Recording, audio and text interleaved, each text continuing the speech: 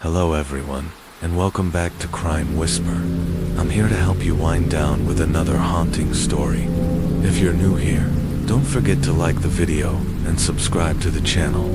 Also, let me know in the comments where are you watching from, and what time is it for you. Now, get comfortable. Take a deep breath, close your eyes if you'd like. Let's begin. Case 1, August 17th, in Los Angeles, California. Police received a disturbing emergency call. A man named Pong, his voice shaken with panic, reported that both his girlfriend and their child were unresponsive. Authorities rushed to the apartment he had mentioned. When they arrived, they were met with a grim scene. Both individuals were confirmed deceased. Forensics were called in immediately, and detectives began their investigation. Meanwhile, one officer stayed with Pong to take his statement. Pong explained that he had flown in from Hong Kong, where he had been at the airport. He had called his girlfriend, G, to let her know he was coming to visit her and their baby's son, whom she had given birth to 5 months earlier. She had promised to pick him up at the airport, but when he arrived in Los Angeles, there was no sign of her. After waiting for a while and receiving no reply to his calls, Pong took a taxi directly to her apartment. When he arrived, he noticed G's red Honda parked in the building's garage, assuming she had simply forgotten the pickup. Pong tried knocking on her apartment door, but no one answered.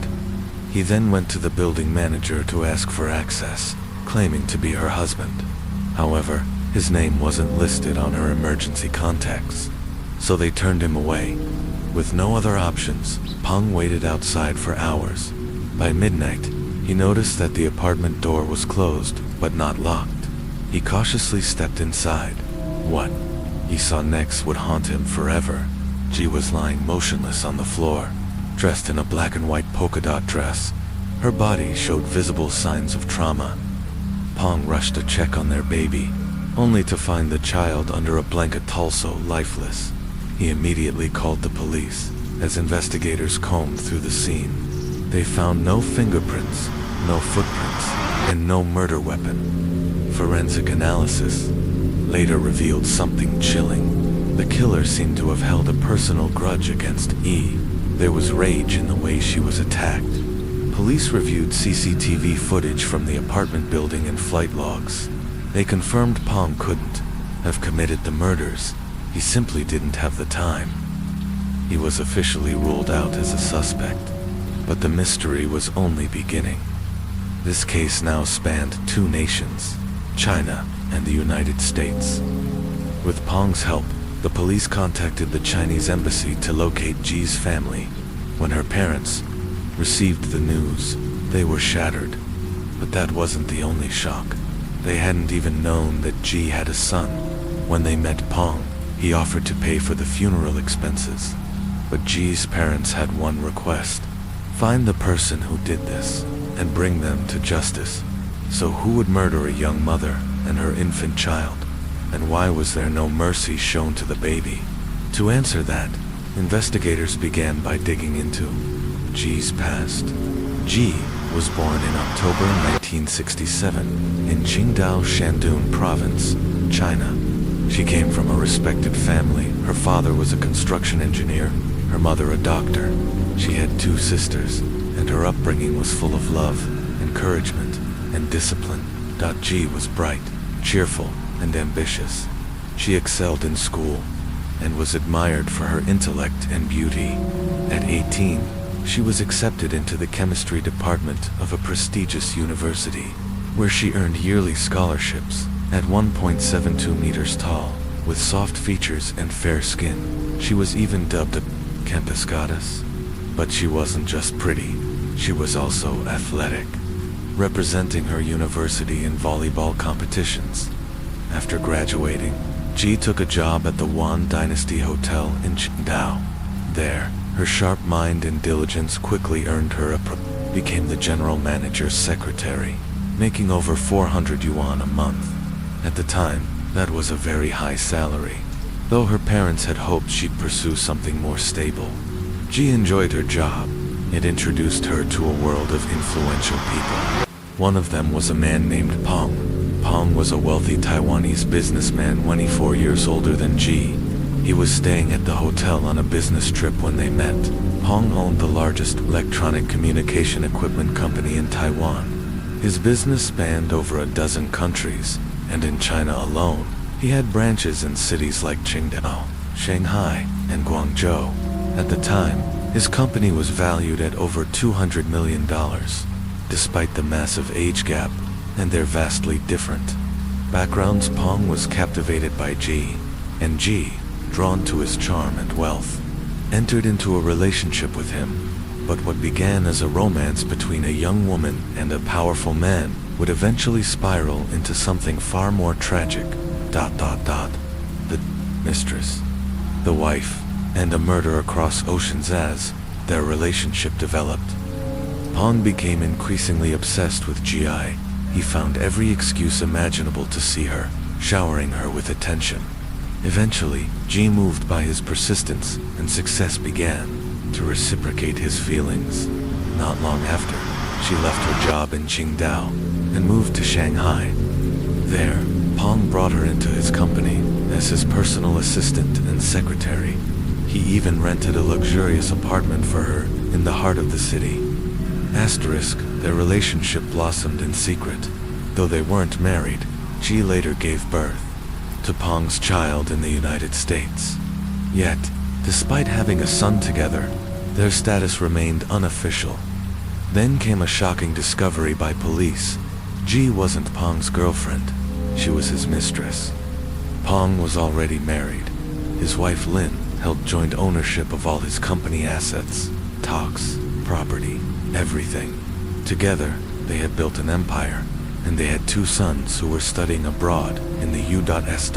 As investigators looked deeper into Pong's background, even more secrets began to surface. Lin had long suspected something was wrong. She first noticed a drastic increase in their home phone bills, especially after Pong's frequent business trips to Shanghai. Initially, she dismissed it, thinking the calls were work-related, but when she checked the details, she saw that nearly every call was to the same landline. That raised a red flag. Digging deeper, Lin began asking around. She confronted some of Pong's employees and found lipstick stains on his clothes when he returned home. When she pressed him, Pong made up excuse after excuse until she presented him with undeniable proof of the affair. Cornered, Pong confessed. He swore to end things with Ji, and for a while, it seemed he had. Ji returned to Qingdao to continue her work. But did Pong really let her go? Of course not. Before long, the affair resumed. When Lin found out her husband was still in contact with his mistress, she snapped. She flew to Qingdao, marched into Ji's workplace, and publicly humiliated her in front of her co-workers. The shame was unbearable. Ji was devastated. She confronted Pong, seeking clarity. He told her the truth. Yes, he loved her, but he would never leave his wife and children. Lin was more than just his spouse. She was his business partner, and the mother of his family. To avoid further scandal, Pong offered to send Ji to the United States. There, she could raise their child, enjoy a peaceful life, and continue her education. Ji agreed. She moved into one of Pong's Los Angeles villas, a property he owned with his wife. For a while, everything was calm, until one fateful day, Lin called the villa. To her horror, Ji answered. Furious, Lin realized her husband's mistress was now living in a home she legally owned. Without hesitation, Lin flew to Los Angeles. Once there, she stormed into the house and began throwing Ji's belongings out of the wardrobe. A bitter argument broke out. Things quickly turned physical. Pong tried to intervene, but when he took Ji's side, Lin grew even more enraged. She screamed that she never wanted to see Ji again. Though the conflict between the 2 women was intense, there was still no hard evidence linking Lin to Ji's and the child's murder, so investigators kept digging. Then came the turning point. During the autopsy, forensic specialists found a bite mark on Ji's arm. From that wound, they were able to extract a saliva sample. Initial analysis ruled out the possibility that G had bitten herself. That bite came from someone else. Once investigators learned of the history between Lin and G, they had an idea. They asked Pong to discreetly help obtain a saliva sample from his wife. He agreed. When the forensic lab compared Lin's DNA to the sample found on G's body, it was a perfect match. That was all the confirmation they needed. At the time of the murders, Lin had been staying at a home just 4 kilometers from G's residence in Los Angeles now. Police faced a new obstacle. Although the crime happened on U.S. soil, both the victim and the suspect were Chinese nationals. How could American authorities compel Lin to appear for questioning? After discussions with legal advisors, they turned once again to Pong. They asked him to convince Lin to come back to the United States under a pretense. He complied. He persuaded Lin to fly back, and once she arrived, he took her without warning directly to the police station. Caught completely off guard, Lin was confronted with the evidence. Another saliva sample was collected and confirmed to be a match. Faced with undeniable proof, Lin confessed. She told detectives that G had provoked her over the phone, and in a fit of rage, she had taken matters into her own hands. Her full confession stunned investigators, and even Pong himself was speechless. According to Lin, G had become pregnant in June of 1992 to hide the pregnancy from her conservative parents. She told them she was going to America to study, but after giving birth, G set her sights on a new goal, becoming Pong's legal wife.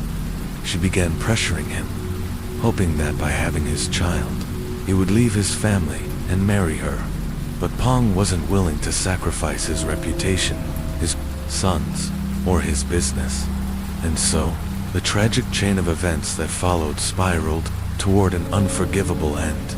Even when Pong couldn't be with G in person, he stayed in constant contact. He frequently called to check in on her and their baby, making sure everything was okay. But these seemingly affectionate actions didn't go unnoticed. Lin, his wife, eventually uncovered the truth. Pong had fathered a child with his mistress. One day she decided to confront G directly. When Lin called her, G, feeling emboldened by the fact that she had given birth to Pong's son, spoke with pride. She described the beachfront villa she lived in, the swimming pool, and most importantly, that she had given Pong a male heir. It was a moment that deeply unsettled Lin. For Lin, this wasn't just betrayal, it was a threat. She began to worry about her own children's future, especially their inheritance. The existence of this illegitimate child could jeopardize everything she and her son stood to gain, and so Lin made a terrifying decision.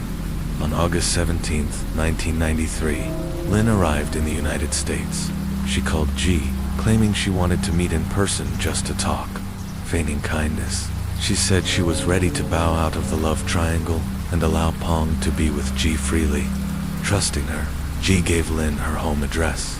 She had no idea she was inviting her own killer into her home. That day, Lin knocked on G's door. When G answered, she was met with sudden violence. In a burst of rage, Lin bit G on the arm, leaving a deep, unmistakable bite mark. Then she turned her attention to the baby. After carrying out the horrific crime, Lin quietly slipped away, taking great care to avoid building security cameras. It worked. At first, investigators found no surveillance footage of her near the crime scene. But everything changed with her confession. With the bite mark and DNA evidence already collected, Lin was officially indicted and brought to trial. The trial and the shifting story, 1995, Lin's trial, began. A jury of 12 was selected. Both the prosecution and defense presented their evidence. Surprisingly, during the initial proceedings, Lin changed her story. Despite previously admitting her guilt, she now denied committing the crime. Still, the evidence was overwhelming. The court found her guilty of double homicide and sentenced her to life in prison without the possibility of parole. But Lin and her legal team weren't done. They appealed, claiming that her confession had been improperly obtained and should be ruled inadmissible. They argued the police had collected evidence without proper legal protocol in a new trial. The defense introduced a provocative theory that Peng himself may have played a role in the murders. They suggested he feared that the existence of Ji and their child could ruin his career and public reputation, perhaps enough to push him to support his wife's actions. In the months that followed, Lin's defense shifted again. She admitted to her actions, but insisted that it wasn't murder, it was manslaughter. She claimed she had not been in a clear state of mind after being provoked by Ji's taunts over the phone. Public sentiment and leniency before the court could deliver a final verdict. Over 400 letters poured in, many asking the judge for leniency. One of them came from Peng himself. He wrote that, after more than 20 years of marriage, he knew his wife to be a gentle and kind-hearted woman. He said she had been driven to a breaking point, and despite what had happened, he still believed in her. When it was her turn to speak, Lin described herself as a poor woman abandoned by God. She expressed sorrow for not being a better mother and claimed she had lost everything. The legal battle stretched on for years. Finally, in 2001, a final verdict was delivered. Lin was sentenced to 11 years in prison, followed by deportation back to China upon release. Because she was not a U.S. citizen and demonstrated good behavior during her sentence, Lin was released after serving just 7 years. The aftermath of the case sparked intense public debate in both China and the U.S. Some sympathized with Lin, painting her as a scorned wife who had been emotionally shattered by betrayal. They believed Ji had knowingly entered an affair and disrupted a family. Others were horrified by Lin's actions, arguing that no level of betrayal could justify murderous, especially not the murder of a child. They pointed out that Ji, while a mistress, may have been misled by Peng all along. Despite her devotion, Peng never transferred any assets to Ji's name, not even after she gave birth to his son. This led many to believe that he had never truly intended to build a life with her. Had he divorced Lin, his business and reputation might have taken a severe hit. As a shrewd businessman, he may have calculated that staying with his wife, both emotionally and financially, was the safer path. And so, some argued, perhaps the person who should carry the greatest burden of guilt was Peng himself. But the questions didn't stop there. There were whispers that Lin's eldest son may have helped her carry out the murder. After all, Ji was tall, athletic, and physically strong. Lin, on the other hand, was petite. Many doubted she could have overpowered Ji on her own. But no formal investigation into this theory was ever pursued. As for Peng, he seemed to vanish from the public eye. He quietly disappeared from the business world. To this day, no one knows where he is or who he's with. He will have to live with regret for the rest of his life. That was the story that shook public opinion in the United States, China, and Taiwan for years, and we wanted to share it with you. Now, let's move to Case 2, haunting crime that took place in Japan, a case that shocked a quiet province and soon captivated the nation. Case 2, the girl in the forest and the morning of November 6, 2009. In a remote part of Kaida, Hiroshima Prefecture, Japan, a man set out into the mountains with a simple goal: to pick wild mushrooms with a basket in hand. He climbed up a familiar hillside near a cliff, one often known to yield good finds. While brushing aside dry leaves near a tree trunk, he spotted a large mushroom poking out of the ground. As he bent down to grab it, something caught his eye, something pale, something unnatural. Just beside the mushroom, partially concealed by leaves, was a human head, frozen with fear. The man stumbled backward. Then, panic took over. He ran down the mountain, fumbling for his phone, his voice trembling as he called the police. "I found a human head," he shouted. "A head, a human head." Within minutes, multiple police units arrived and sealed off the area. Following the man's directions, officers located the severed head, a young woman with shoulder-length hair, a bruised face, and a visible shoe print on her left cheek. Due to decomposition, immediate identification wasn't possible.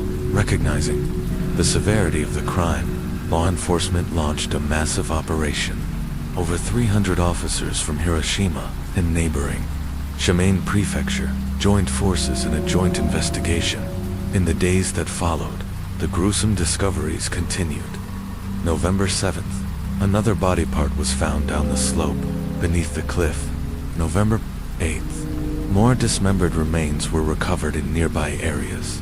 November 9th, yet another piece, consistent with the previous finds. November 19th, fragments of flesh and fingernails were located, though some organs remained missing and have never been found to this day. A forensic team confirmed the remains belonged to a young woman, and that the mutilation occurred after death. The estimated time of death was placed between October 26th and October 3. One saint, no blood was found on the mountain itself, leading investigators to believe the murder happened elsewhere, and the body had been transported and scattered deliberately. Authorities began combing through missing person reports in the surrounding regions.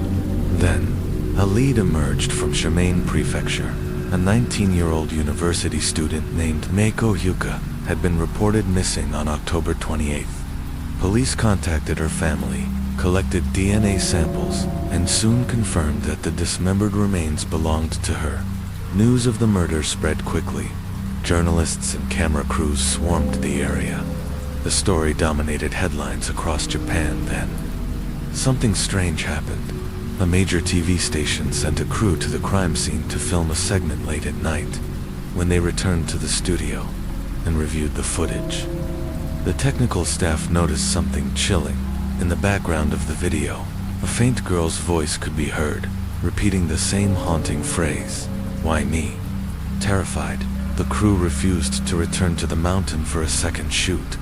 Once this was made public, many viewers believed it was the voice of Meiko's ghost, a restless spirit trapped where her body had been discarded. But others weren't so quick to believe in the paranormal. Skeptics reviewed the footage repeatedly and claimed that what sounded like "why me" was likely a misheard phrase, possibly a female police officer saying something like "that's bad," unintentionally captured by a microphone. Still, not everyone accepted this explanation.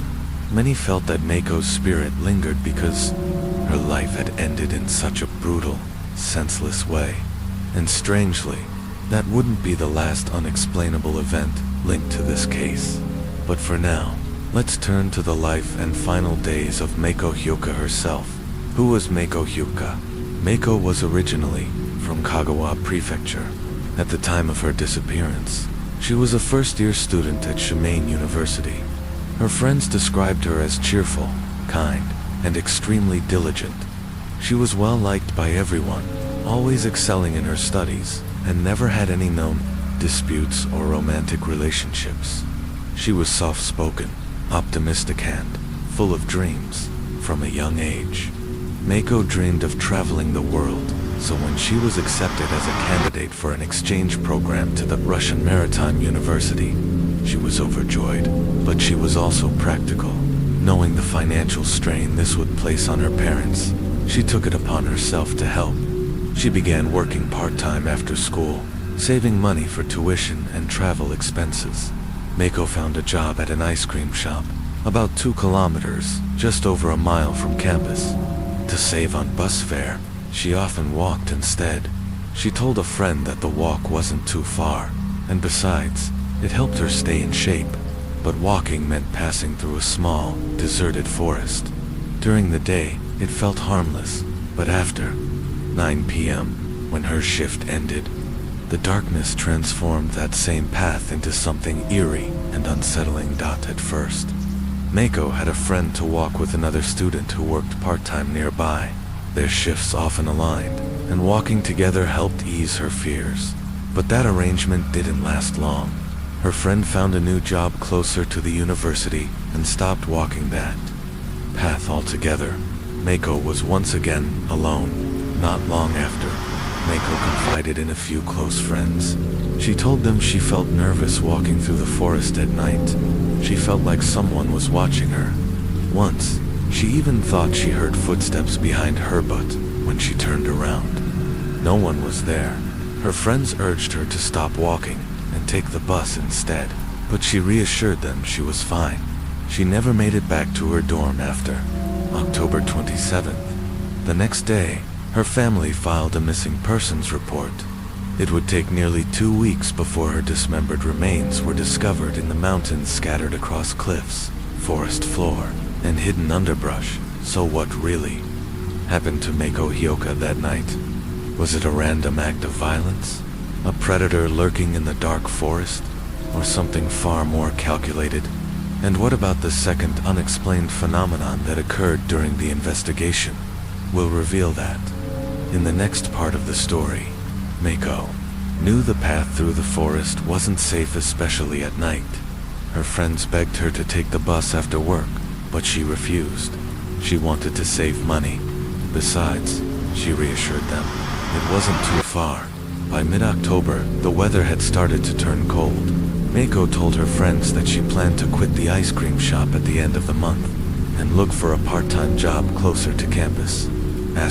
But she never got the chance. The night Mako disappeared, it was October 26th. Around 9 p.m., Mako had just finished her shift at the ice cream shop. Staff recalled her cheerfully saying goodbye as she picked up a trash bag, telling them she'd throw it away on her walk back to the university. Later, when police reviewed security camera footage, they confirmed she had indeed entered the dark, narrow path through the small forest, but she was never seen coming out. None of the nearby street cameras recorded her beyond that point. It was as though she had vanished into the trees. The first person to notice something was wrong was the ice cream shop owner. By the next afternoon, October 27th, they realized Mako hadn't shown up for work. Concerned, they called the only number they had, her parents.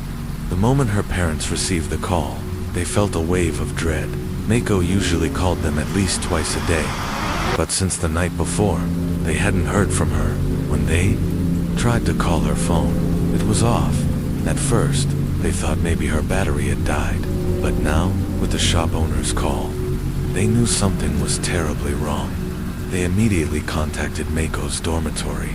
The dorm manager confirmed that she hadn't returned since the evening of the 26th. Her friends, unaware of her disappearance, had assumed she went home to visit her family. No one had raised the alarm. Her parents didn't wait. They left Kagawa Prefecture and rushed to Shimane themselves. On October 28th, they filed a missing persons report. At first, the police moved cautiously. Without signs of foul play, they had little to go on. They interviewed her classmates, retraced her route, and checked nearby roads, but nothing turned up. It wasn't until November 6th, 11 days after Mako's disappearance, that the case took a horrifying turn. That's when a man stumbled across her severed head while foraging for mushrooms in the mountains. Suddenly, this wasn't just a missing person case. It was a murder, brutal, calculated, and cruel.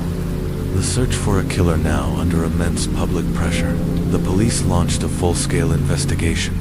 They focused on the forested path where Mako was last seen. Their theory, she had been stalked, attacked, and forced into a vehicle. Some students came forward and mentioned a suspicious white Toyota that had been seen idling near the campus in recent weeks. Its driver had allegedly tried to approach several female students, but no one got a good look. Investigators also reviewed security footage from the ice cream shop and found a white Toyota parked near the staff entrance that night, although no one was seen entering it. A nearby store employee claimed they had seen a young woman get into a similar car around the same time. Unfortunately, it was dark. The witness didn't catch the license plate, and the surrounding area had no other cameras. Still, the police continued gathering clues. They mapped the distance between the university and the site where Mako's remains were found, Mount Gary, a forested area about 25 kilometers, 15 miles away. roughly a 50-minute drive.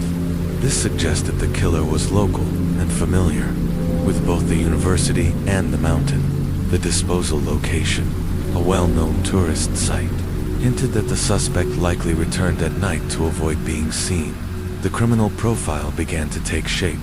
A man between 20 and 40 years old, physically strong, living alone, and likely familiar with the area. Despite these leads, the investigation stalled. A desperate search for ambiance authorities pulled every traffic camera feed between the university and the mountain. They used license plate recognition technology. Nothing, no matches, no clues, no breakthrough.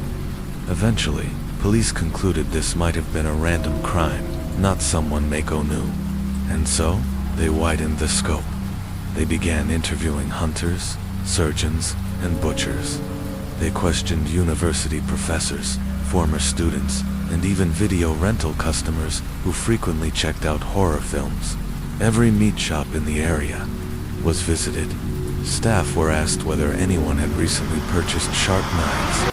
Abandoned houses near the mountain were searched. Still, nothing. As days turned into weeks, fear spread through the community.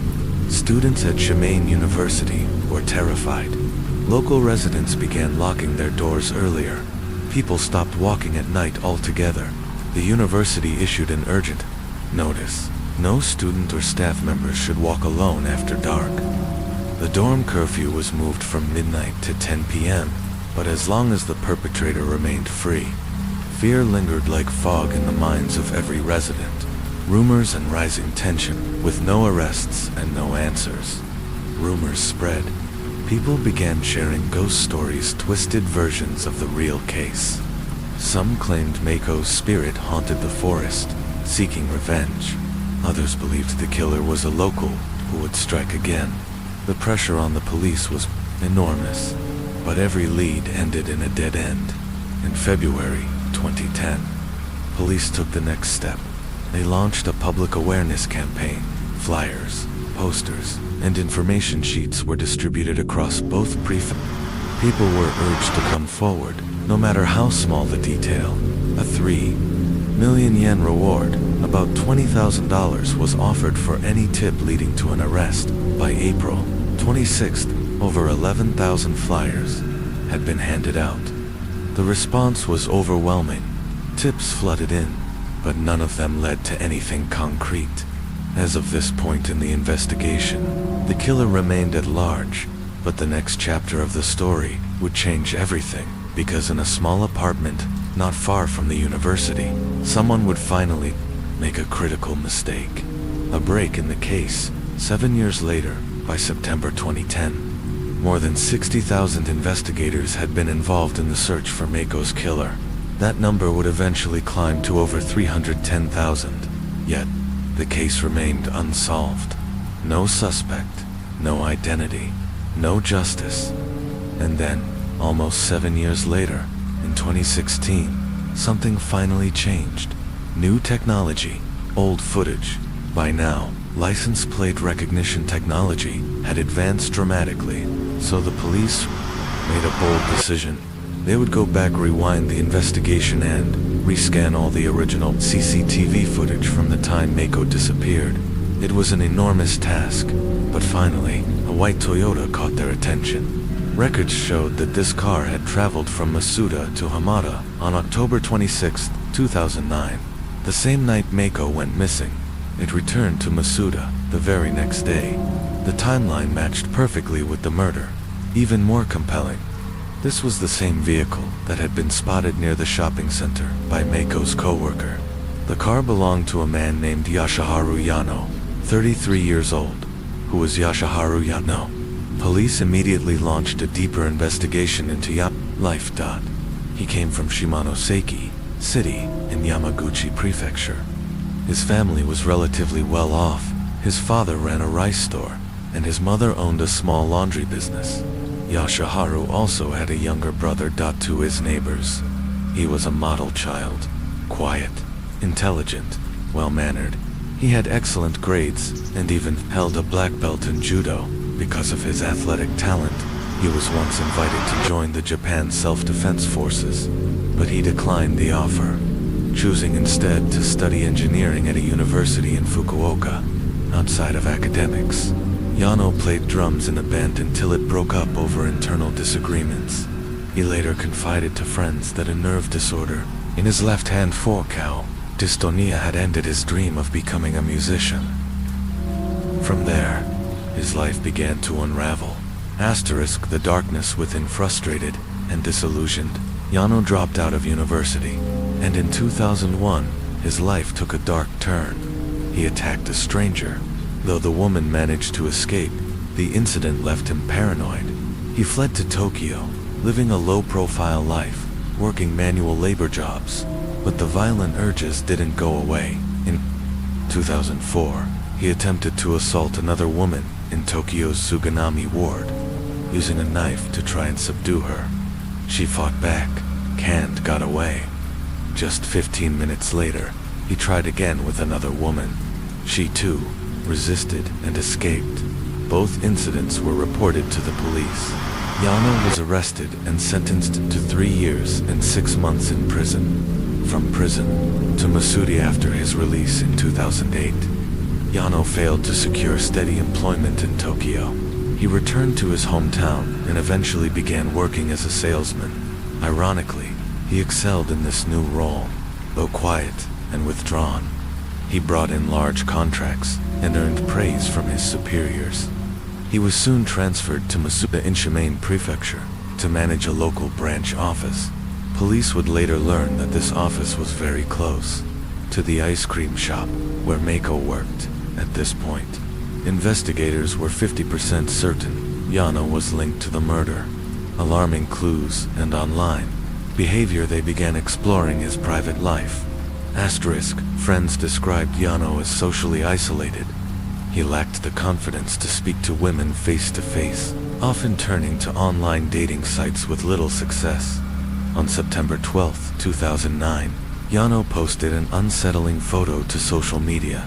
It was a picture of beef in a supermarket. The caption simply read, "Cow carcass." He frequently posted scenes from violent horror films, and coworkers noted that he often complained about life, always appearing tense and agitated. But it was his behavior after Meiko's murder that truly disturbed investigators. Strange behavior after the crimen. October 27th. Just 1 day after Meiko went missing, Yano requested time off from work. He told a colleague, cryptically, that he had done something terrible. Then, on November 6th, the day Meiko's body was discovered, he requested even more leave, saying he needed to visit his father's grave with his family. The next day, November 8th, everything changed. The fatal crash at around 10 a.m. Emergency services in Mine City, Yamaguchi Prefecture received reports of a violent traffic accident. A white Toyota had crashed into the guardrail on the highway and burst into flames. When rescue crews arrived, they found the car completely burned, and 2 people dead inside. The victims were identified through scattered documents and DNA testing. Yashaharu Yano and his mother. Witnesses reported that the vehicle had been scraping against the guardrail for several meters before the crash. White smoke had begun pouring from under the hood, and yet, no one inside the car made any attempt to escape. Why didn't they get out? Were they unconscious? Or had they accepted their fate? Was it suicide or something more? There were no signs of braking. The car came to a stop, naturally, almost eerily so. Police began to wonder, had Yano been listening to the radio? Had he heard the news about Meiko's body being discovered? Did panic set in? The theory that took shape was chilling. Yano may have intentionally caused the Crenshaw suicide meant to silence himself forever. Worse, police speculated he may have rendered his mother unconscious, so she couldn't escape either. Though this remained unproven, the timing was too precise to ignore. Still, police weren't ready to officially name him as the killer just yet. They needed more, so they returned to Yano's hometown, hoping to find the final piece of the puzzle.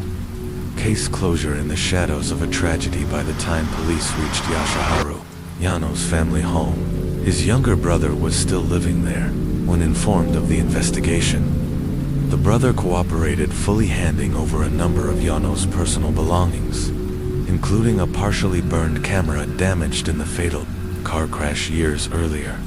The device appeared useless at first glance, but when the memory card was extracted and processed using recovery software, investigators were stunned. Over 57 images were retrieved, most of them taken on October 27, 2009, the day after Mako went missing. What they saw erased any final doubts. The photos documented the entire horrific sequence of events surrounding Mako's murder. With this undeniable evidence, police officially confirmed Yasuharu Yano as the perpetrator in Mako Hayaka's case. At the end of 2016, the public was informed, after 7 long years of anguish and unanswered questions, Mako's family could finally grieve with a degree of closure, but Yano's younger brother was left to live with the fallout. Once the case was made public, he and his wife became the target of community anger and social ostracism. Their family business collapsed under pressure, and they were eventually forced to relocate.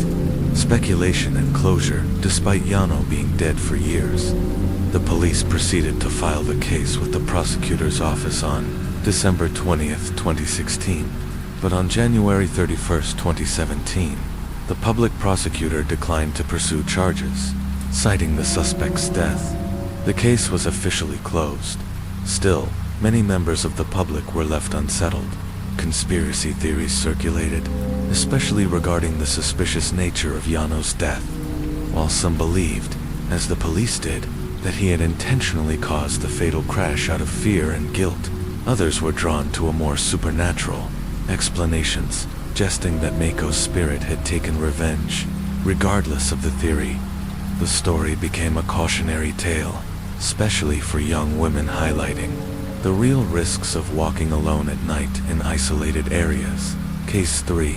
The death of James Jimmy Grunt. Let's now move to Peru, Indiana, in the United States, a small city where, on August 3rd, a case would shape the legal and political landscape.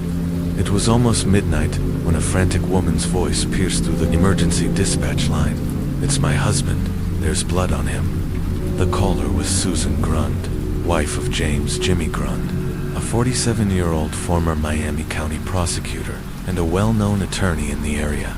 The call sent shockwaves across the legal community. Jimmy wasn't just a respected lawyer, he was part of a prominent and powerful family. Just months before, many of the responding officers had attended formal parties at the Grund's stately home.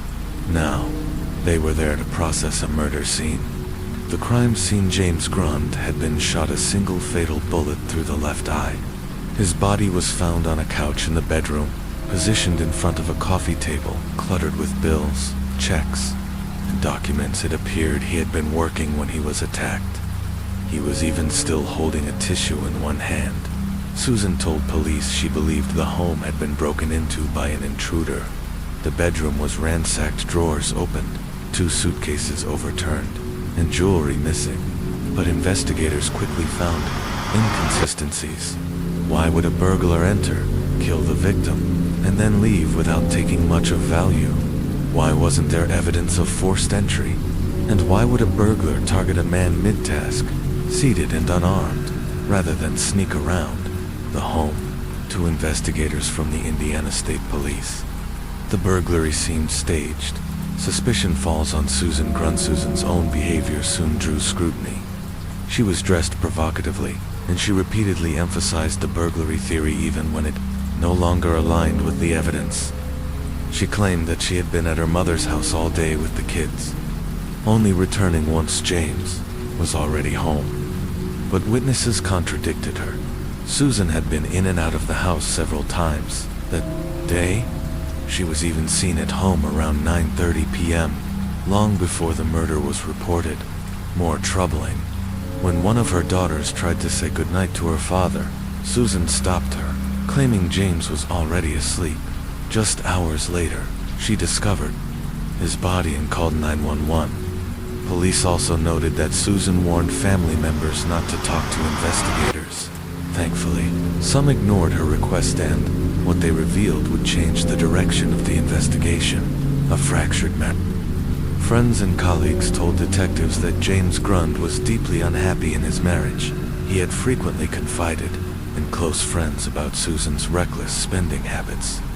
He felt financially trapped, saying his wife only cared about clothes, jewelry, lingerie, and luxury cars. Despite outward appearances, the couple argued constantly, even in public. Susan's affairs weren't the primary source of tension, it was her lifestyle. And for James, it had become unbearable. The fall of James Grund, a marriage built on illusions. James Grund reflected on his life. He came to a heartbreaking realization. He had never truly been loved by his wife. He wasn't a partner, he was a tool, a means to elevate her status. By mid-July, just weeks before his death, James confided in a colleague. He had decided to file for divorce, but he didn't want to disrupt the family vacation in Alaska, so he waited until they returned. On August 1st, the family came back to Indiana. 2 days later, James was found dead. The closer police looked at Susan Grund, the more disturbing details surfaced. Who was Susan Grund? Born Swan Sanders in 1958, Susan grew up in a rural, impoverished part of Indiana. From an early age, she was determined to escape her background and reinvent herself. She began by changing her name. Susan sounded more polished, less rooted in the poverty she wanted to leave behind. As a teenager, Susan developed into an attractive, charismatic young woman, with her striking figure, bright smile, and seductive charm. She quickly learned how to attract attention, especially from men. But to many, she came across as someone more suited to flings than commitment. A pattern of relationships at just 17 years old. Susan dropped out of school and moved to Kokomo, Indiana, about 20 miles from her hometown. There, she met Ronnie Levelville, a local rock musician. They married within weeks in 1975, but the marriage quickly fell apart. Susan pursued other men openly, even while still married. One of her affairs was with Gary Campbell, a 24-year-old truck driver. When Ronnie discovered the affair, Susan filed for divorce and married Gary in 1979. She soon gave birth to a son, Jacob. Unfortunately, her second marriage followed the same pattern. Susan frequented bars, pursued sexual encounters without discretion, and often acted on impulse. Friends described her as a woman consumed by her desires, often seeking intimacy with strangers in parking lots or secluded corners. Without hesitation, Gary, unable to cope with her volatile behavior and infidelity, divorced her. Marriage number 3. Tom Whited. Soon after, Susan met Tom Whited, a former Army captain and recent widower. Tom was financially stable and owned a spacious home, inherited through his late wife's wealthy family. Seeing his vulnerability and the opportunity, Susan moved quickly. Despite warnings from Tom's father-in-law, who voiced concerns over Susan's past, the two married. Susan also gained custody of Jacob, her son from her second marriage. By the age of 24, she had been married 3 times and now went by the name Susan Sanders Levelville Campbell Whited. 2 Outsiders. She claimed that Jacob and Tommy, Tom's son, were twins, an attempt to simplify the complex family dynamic. Disturbing behavior and tragedy. Not long after the wedding, tragedy struck.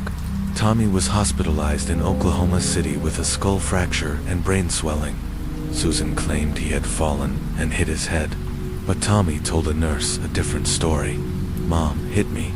At the time, child abuse cases were often considered private family matters, especially in conservative areas. As a result, no formal report was filed, and Tommy was returned to Susan's care.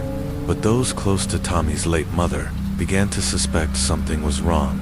The once energetic and happy child had become fearful and withdrawn. In May 1983, Tommy was hospitalized again, this time unconscious, suffering from a brain hemorrhage. Susan claimed he'd fallen from a stroller, calling him the clumsiest boy in America.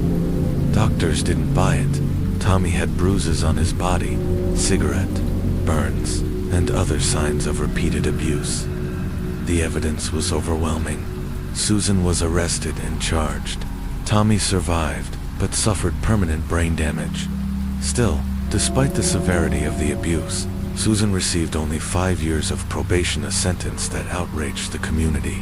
Tommy was placed in the custody of his maternal grandfather, while Susan's son Jacob was sent to live with his biological father. Blind devotion in public. Outrage. What shocked many even more was Tom Whitehead's reaction. Despite everything, he stayed with Susan. Friends revealed that the couple continued to sleep together daily, even after her abuse of his son had been confirmed. Tom was shunned by friends and family, accused of choosing lust and illusion over his own child's safety. Only after relentless public condemnation did he finally come to his senses. He called Susan the biggest liar in the world and filed for divorce. A new start, or more of the same. By the summer of 1984, Susan was 3 months pregnant with Tom Whitehead's daughter. She returned to her hometown of Peru, Indiana, eager to start fresh. Still in her 20s, beautiful and charismatic, Susan knew how to draw men in, but as the world would soon see, the darkness of her past would follow her on. Those who got too close would pay the price. A dangerous seduction. The Susan Grund story, Part 2. Despite being several months pregnant, Susan Grund didn't let that slow her down. Her desires remained unchecked.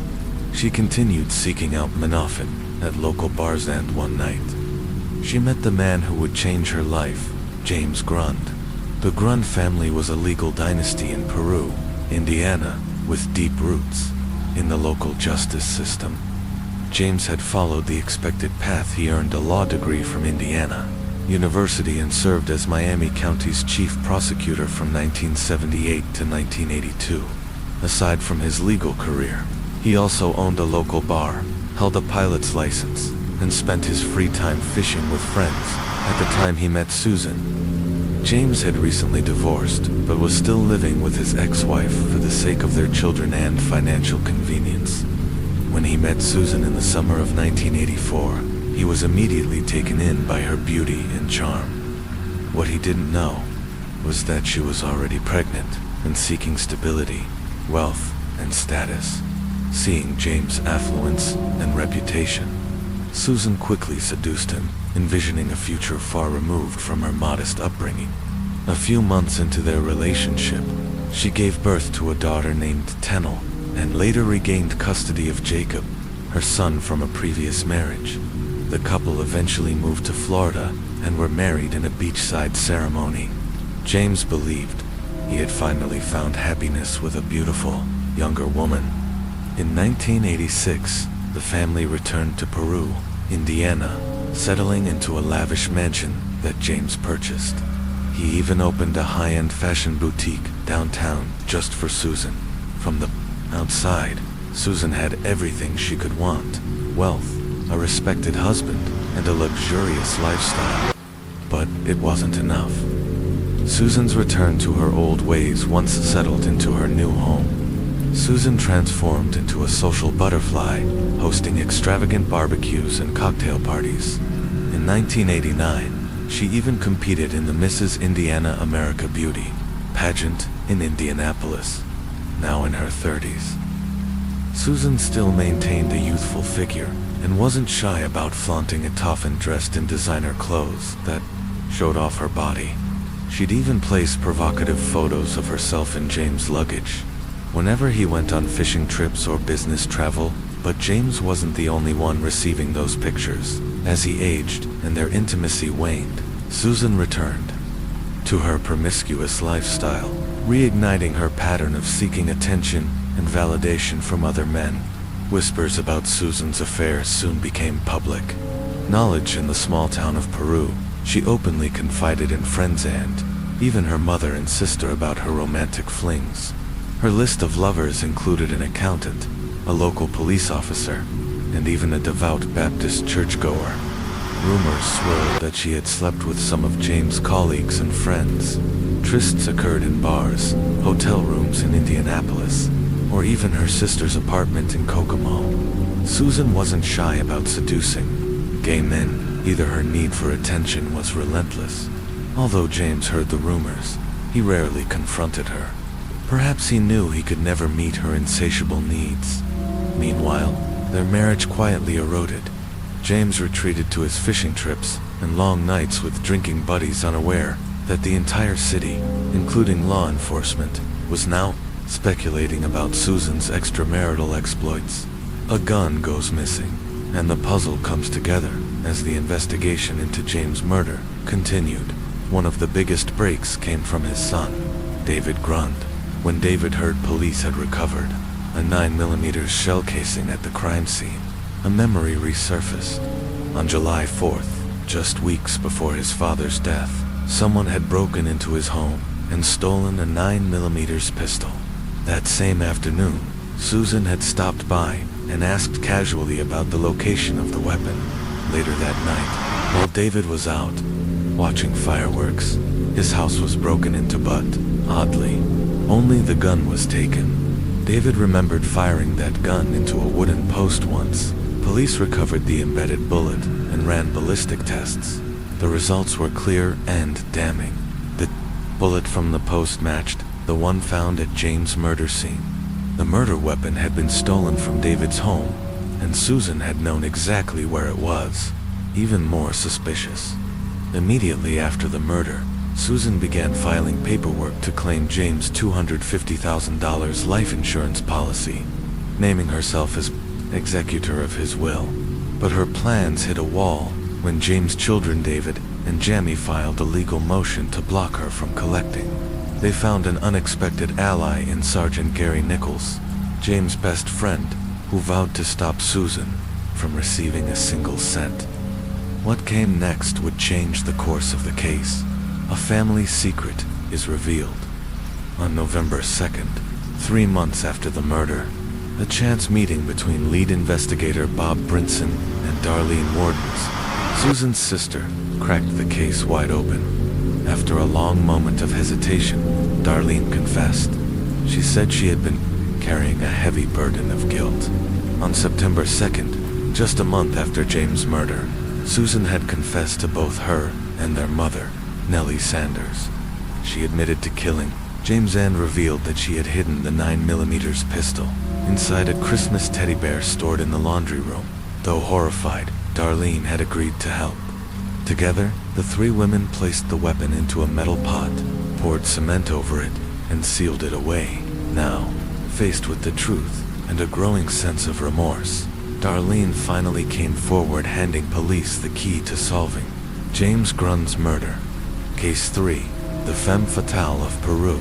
The conclusion in a desperate attempt to destroy the evidence. Susan Grund, along with her mother Nellie Sanders and sister Darlene, had sealed the murder weapon in a concrete-filled cooking pot and stashed it at a relative's house. But when detectives, armed with Darlene's confession, rushed to recover it, the pot had mysteriously vanished. Still, the evidence they had was strong enough. On November 4th, 1992, authorities arrested Susan Grund for the murder of her husband, James Grund, even as the search for the weapon continued. Then, in a shocking twist, about 10 weeks before trial, Susan's mother, Nellie Sanders, walked into the Peru police station. Racked with guilt and fearful of being charged as an accomplice, she confessed. The pot was hidden in her attic. Investigators rushed to the location and, just as she described, recovered the murder weapon, now encased in hardened cement. This critical discovery strengthened the prosecution's case. The trial that shook Peru. Susan's trial began on September 27, 1993, and quickly captivated the entire city. Family secrets spilled out into the open, turning the courtroom into a theater of scandal and betrayal. Susan, trying to explain why she had hidden the gun, gave confusing and contradictory statements. At one point, she claimed that when she arrived home the night of James' murder, she discovered him dead and immediately called the police. She said she had noticed the pistol on the floor and recognized it as her stepson David's gun, fearing he might be involved. She claimed she panicked and hid it inside a Christmas teddy bear. Then came the most explosive claim of all. Susan tearfully confessed that she had been having an affair with David for 2 years. The courtroom erupted when David took the stand. His outrage was palpable. He flatly denied the accusation, stating angrily, "I never had an affair with that woman." The tension in the room escalated further when Susan's own mother and sister took the stand against her. Darlene, visibly angry, described Susan as a pathological liar, someone who twisted reality to serve her own needs. After 15 hours of deliberation, the jury was deadlocked. 2 jurors held out, believing Susan was not guilty. A mistrial was declared. The second trial, a different outcome. Second trial began in March 1994. This time, prosecutor Dean Sider adjusted his strategy based on feedback from the first jury. He called 5 new witnesses, all of whom had known Susan and described her consistently manipulative, dishonest, and driven by selfish desires. While Susan's defense attorney tried to shift focus away from the alleged affair with David, arguing there was no physical proof, the overall image of Susan painted by witnesses was damning. On March 23, 1994, the jury found Susan Grund guilty of first-degree murder. 3 weeks later, she was sentenced to 60 years in prison. Despite the conviction, Susan continued to maintain her innocence. Her children, Jacob and Tanel, were placed in the care of James' sister Jane and her husband Fred Allen. By 2008, Susan turned 50 behind bars, having served 15 years at the Indiana Women's Prison. She will be eligible for parole in 2025 at age 67. However, her future may be shaped by someone very familiar, David Grund. In 1997, he earned his law degree and began practicing family law in Peru, working alongside his grandfather. Having once been falsely accused of an affair in his own father's murder, many believe David will fight to ensure Susan never walks free. The tale of Susan Grund, the woman who seduced a city, killed her husband, and blamed her stepson, came to a close. But the scars she left behind remain deeply etched in the town of Peru. Case 4, Hell Week, the darkest corners of the internet. In early 2014, British authorities stumbled upon something truly horrifying, a dark web forum called Scream. This wasn't just another depraved corner of the internet. It was a digital underworld, a place where child predators, sadists, and criminals gathered to exchange grotesque content. Recognizing the scale and danger, the UK's National Crime Agency (NCA) partnered with the FBI, but dismantling Scream wouldn't be easy. The site's members used multiple layers of encryption, masking their identities and making it nearly impossible to trace. Then came a breakthrough in April 2015. Among the countless posts, one username stood out, 666devil. He wasn't just another lurker. He was a manipulative predator, actively encouraging abuse.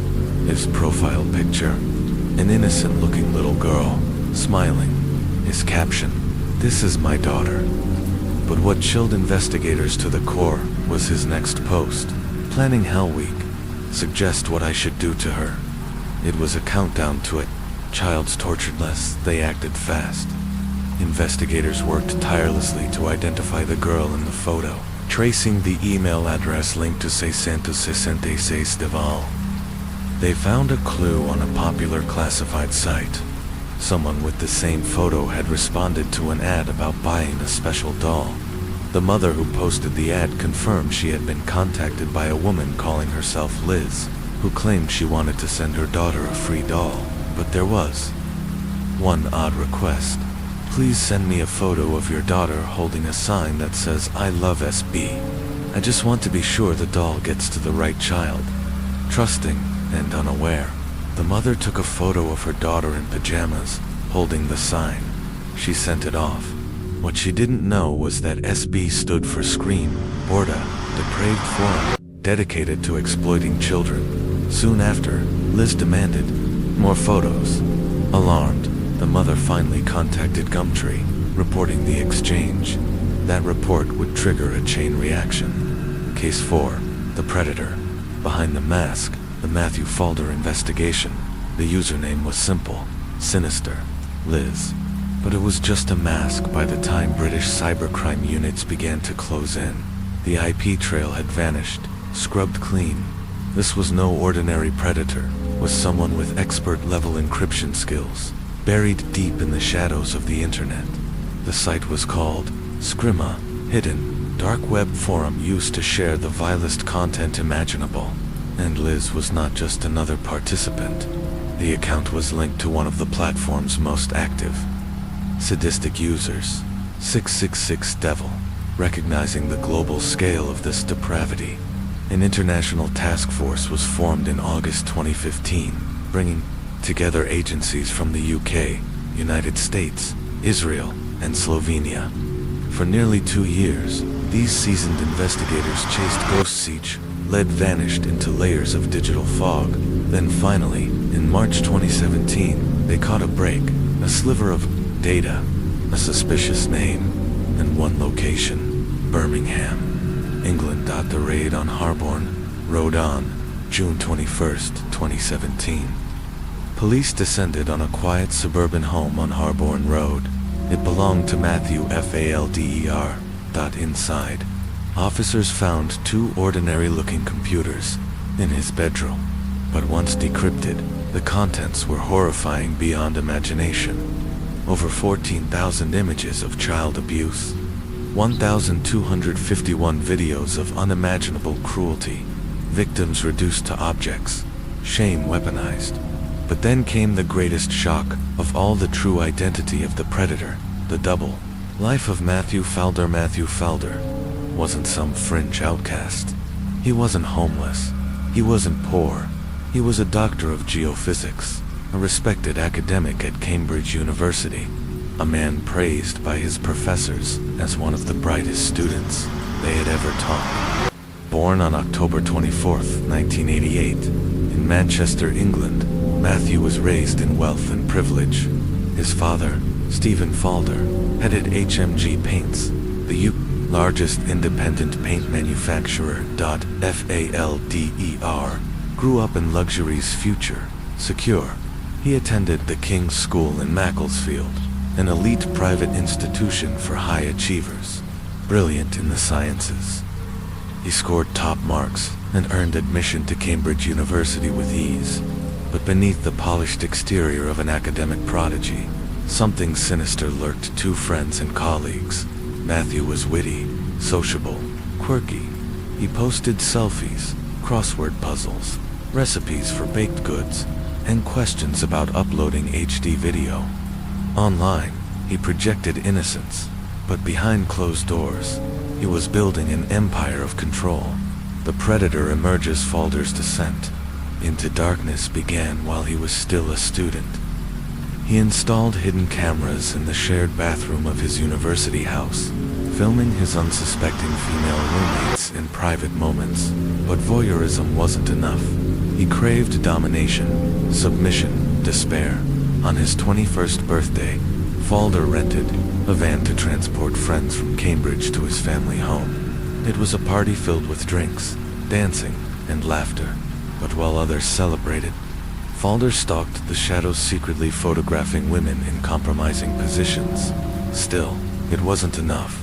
Liz, the lie that lured them in with the mind of a manipulative genius. Falder invented a false persona. Liz, a kind-hearted freelance artist looking for models. He scoured platforms like Facebook, Gumtree, and other public classifieds, seeking out vulnerable young women. He would offer lucrative babysitting or modeling gigs, promising thousands of pounds. But there was one catch. He needed nude photos for reference. Many believed him. They sent photos, thinking it was harmless. It was a trap. As soon as Falder received the images, the mask slipped. Using advanced hacking and data mining tools, he unearthed their real names, addresses, schools, workplaces, even details about their families.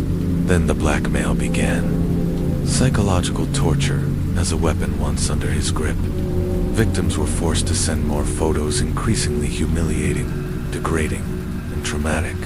But Falder didn't stop there. He demanded that his victims pose holding signs with shameful slogans, or reenact acts that were unspeakably vile. He forced some to record videos that mocked themselves or included disturbing, hateful symbolism. One girl, desperate to make it stop, sent over 200 photos, hoping to be freed. But Falder never let go. He distributed the images across the darkest platforms on the web, including one of the most reviled forums in existence, Hurt to the Core. There, depravity was currency. The more vile your content, the higher your ranking, and Falder was king, a hidden monster.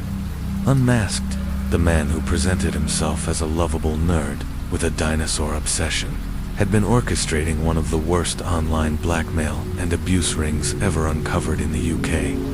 He wasn't just a predator, he was a digital sadist, thriving on the emotional destruction of others. What made Matthew Falder so terrifying wasn't just his crime set, it was the mask he wore. He could have been your professor, your friend, your son, but behind the wit and charm was a mind bent on domination, humiliation, and the total erasure of innocence. The King of Scream, Fall of Matthew Falder, on dark web forums like Hurt to the Core. The rules were sickeningly simple. The more depraved your content, the more status you earned. And Matthew Falder, he wasn't just a participant, he had become a reigning monarch of filth. With his vast collection of explicit, humiliating material, images, videos, and forged content, Falder quickly rose through the ranks. He didn't just blackmail his victims. He degraded them, altering their images with grotesque captions, publishing them online for other predators to mock and consume. One girl, paralyzed by fear, sent over 500 images, hoping the torment might end. But for Falder, suffering was entertainment. He threatened to send the images to her mother, her school, her entire world, forcing her into a life of paranoia and silence. He took screenshots of their conversations and posted them on Hurt to the, inviting twisted strangers to join in on the humiliation. Worse still, Falder manipulated a young father into filming his own daughter in appalling acts, and then instructed others on how to commit abuse, sharing how-to guides for crimes that defy belief. There was a section on the forum called Fun Games, but what Falder described, there weren't games. They were rituals of torture challenges designed to dehumanize and break people. He forced victims to tie themselves to trees, throw away the keys, and record the aftermath. Others were told to sing offensive songs, simulate violence, or pose beside hate symbols. Every act filmed, archived, and shared to hide his digital footprints. Falder created over 70 false identities, aliases like Evil Mind, and 666 Devil were just mask stools in his sadistic empire. His arrogance grew. He believed he was untouchable, that no one could catch him. But from the very start, he was already on the radar. The fall begins behind the scenes. The National Crime Agency, in alliance with the FBI and global cybercrime teams, had been tracking Falder for years. This wasn't a rushed operation. It was a silent siege, meticulously closing in. By April 2017, the NCA had finally identified him. For 3 months, undercover officers followed his every move, decoding the layers he had tried to bury beneath encryption. Then, one June morning, as Falder worked inside his office at the University of Birmingham, the door burst open. Plainclothes officers stormed in. There was no escape, as he was arrested and the charges were read. Aloud charges that would make even seasoned investigators shudder. Falder smirked, casually commenting, "That sounds like a charged sheep from hell." He showed no fear, no remorse, only mockery. Asterisk, during the initial interrogation, Falder remained silent, cold and calm. often grinning as officers described the horror he'd inflicted. But in a second session, he slipped. When pressed about the username Evil Mind, he nodded on, confessed. What investigators uncovered next was staggering. Falder had preyed on at least 60 victims, possibly as many as 180, over the course of nearly 10 years. A legacy of devastation. Sutton, senior investigator with over 30 years of experience at the NCA, admitted, "I've never encountered a criminal as terrifying as Falder. The case was one of the most complex in UK cybercrime history. Falder's motivation wasn't money, it was power. He fed on domination, humiliation, and the shame of others. Beyond Gumtree, he targeted vulnerable users on pro-anorexia websites, posing as a teenage girl to exploit those already struggling with body image and mental health. Some of his victims have attempted suicide. Others have said they would never recover. They described feeling broken, contaminated, beyond repair, and Falder's response to their pain. So what good would that do you? The images are still out there." Justice delivered on October 16, 2017. Falder finally faced his victims in a courtroom. The atmosphere was thick with tension. For 35 minutes, the prosecutor read the list of his crimes, each charge darker than the last. The gallery was silent, but in the defendant's chair, Falder didn't blink. He showed no emotion, no remorse. Veteran BBC journalist Phil McKay, who had reported on courts for 25 years, later said, "I've never witnessed a case more horrifying." Then, on February 17, 2018, the court handed down its judgment. 32 years in prison, plus 6 additional years on extended license. The judge, unable to mask his disgust, delivered a chilling statement. "You are not just an abuser, you are an internet murderer." No one had died in the traditional sense, but Falder had killed hope, killed innocence, and killed the will to live in dozens of victims. Aftermath and warnings will occur. Director of the NCAS Vulnerable Persons Unit warned, Falder did not act alone. There are still many predators, like him, lurking in the dark web. Though his arrest marked a critical victory, the battle against online exploitation continues. In the wake of his conviction, organizations scrambled to sever all ties with him. The University of Cambridge began formal proceedings to revoke his degree, a rare and powerful move. The University of Birmingham, where he once worked as a postdoctoral researcher, issued a public statement of condemnation. Matthew Falder, once hailed as a rising academic star, now sits behind bars, exposed not just as a predator, but as a symbol of what happens when brilliance turns to darkness and genius serves evil. His case is a haunting reminder: the most dangerous monsters aren't always found in alleyways. Sometimes they lecture in classrooms, smile in photos, and walk among us. Case 5.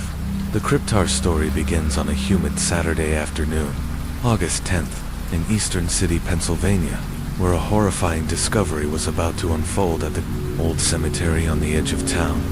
Residents who lived near the Eastern City Cemetery had been complaining for days about a foul, nauseating odor drifting from an abandoned crypt nestled into the hillside. This crypt, long out of use, had once served as a temporary cold storage chamber for bodies awaiting burial, a relic from a forgotten time. When the smell became unbearable, a forensic team was dispatched. The crypt was sealed tight, its only entrance a heavy rusted steel door embedded in a gray, windowless stone structure. It took considerable effort just to pry it open. Inside, the air was damp, stagnant, and suffocating. As investigators stepped into the darkness, they found an old wooden coffin, its structure rotted and collapsed. Inside it, a severely decomposed body. But this wasn't just a forgotten burial. The victim's body bore signs of extensive trauma: deep gashes, bruises, and wounds stretching from her chest to her limbs. The investigators immediately recognized the implications. This was no natural death. This was murder. Adding to the disturbing scene, the upper torso of the woman had been covered with brittle, yellowing newspapers, some so old their ink had faded. After close examination, forensic experts confirmed that the publications were years out of date, likely used to mislead investigators or crudely conceal the body. Even more unsettling, the victim's lower body was completely stripped. That detail raised serious concerns, suggesting the possibility of sexual assault. From the lack of blood and the condition of the scene, investigators suspected the murder had occurred elsewhere, and the body had been transported to the crypto decoy burial, meant to hide the crime in plain sight. But who was the victim? From what remained, examiners concluded that the deceased was a black woman, roughly 5 feet tall and weighing about 110 pounds. But decomposition had gone too far. The exact cause of death could not be determined. With few options left, police turned to entomologists for help. The body was crawling with black blowfly larvae Formia regina in their third developmental stage, common in humid environments during the summer, using temperature and life cycle data. Forensic entomologists narrowed the time of death to between July 27th and July 29th. The next step, cross-reference missing persons reports from that time frame. That's when police uncovered a potential link. Just days after the estimated time of death, a woman named Kathleen Sagustia, known sex worker, had come forward to report being assaulted by 3 men, Corey Mayweather, Kwame Henry, and Stanley Obis. But that wasn't all. Kathleen told investigators she believed those same 3 men had recently murdered a 19-year-old girl, Maiden Smith. The basement, according to Kathleen. The trio had accused Maiden of stealing drugs worth $2,000. Due to her on-and-off relationship with Corey's group, Kathleen had let them stay at her home. Occasionally, that trust turned into a nightmare. One night, she watched as Corey and Kwame dragged Maiden down to her basement. The girl was crying, begging for mercy, her voice echoing through the floorboards. But her cries soon turned to screams. Alarmed by the noise, Kathleen tried to go downstairs, but before she could take a step down, Stanley appeared, knife in hand. Without a word, he stabbed Kathleen's hand, slicing deep and forcing her back. Bleeding and terrified, she could only stand there helpless as the sounds from the basement grew more desperate, and then, slowly, stopped. Case 5 continued. The basement horror. What Kathleen Sagusti heard that night would haunt her forever.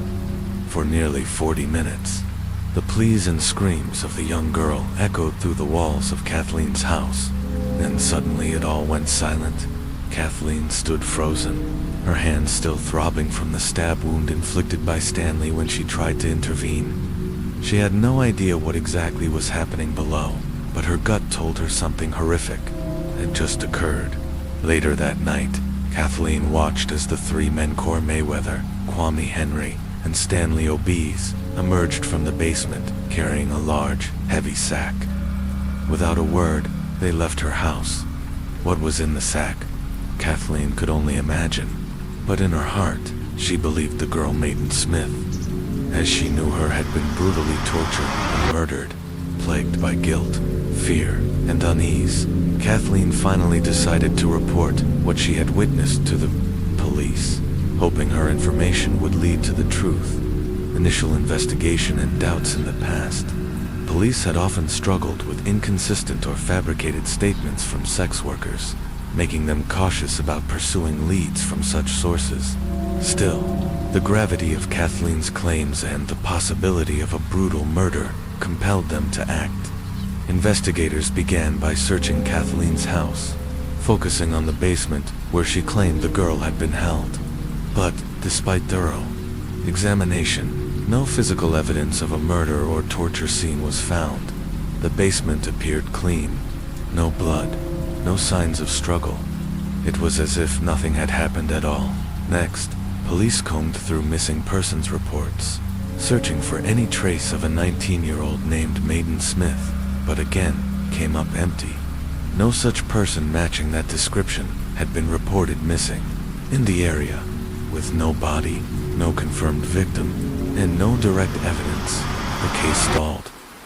Police began to doubt Kathleen's credibility, and her claims were quietly dismissed.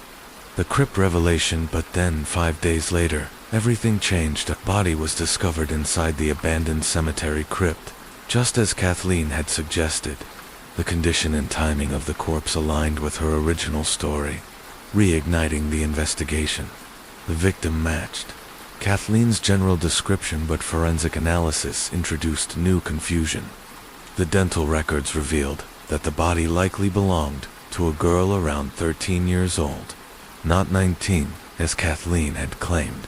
Had Kathleen gotten the girl's age wrong, or was this someone else entirely? Investigators expanded their search nationwide, comparing dental data from the victim to databases of missing children. After weeks of sifting through records, they finally found a match, a girl named Richa. But Richa had a secret. She'd been living under a false identity, lying about her age, pretending to be 19 when she was actually much younger. This deception had made her nearly impossible to track. The victim, Richa, had grown up in Long Island, New York, in a stable, middle-class family.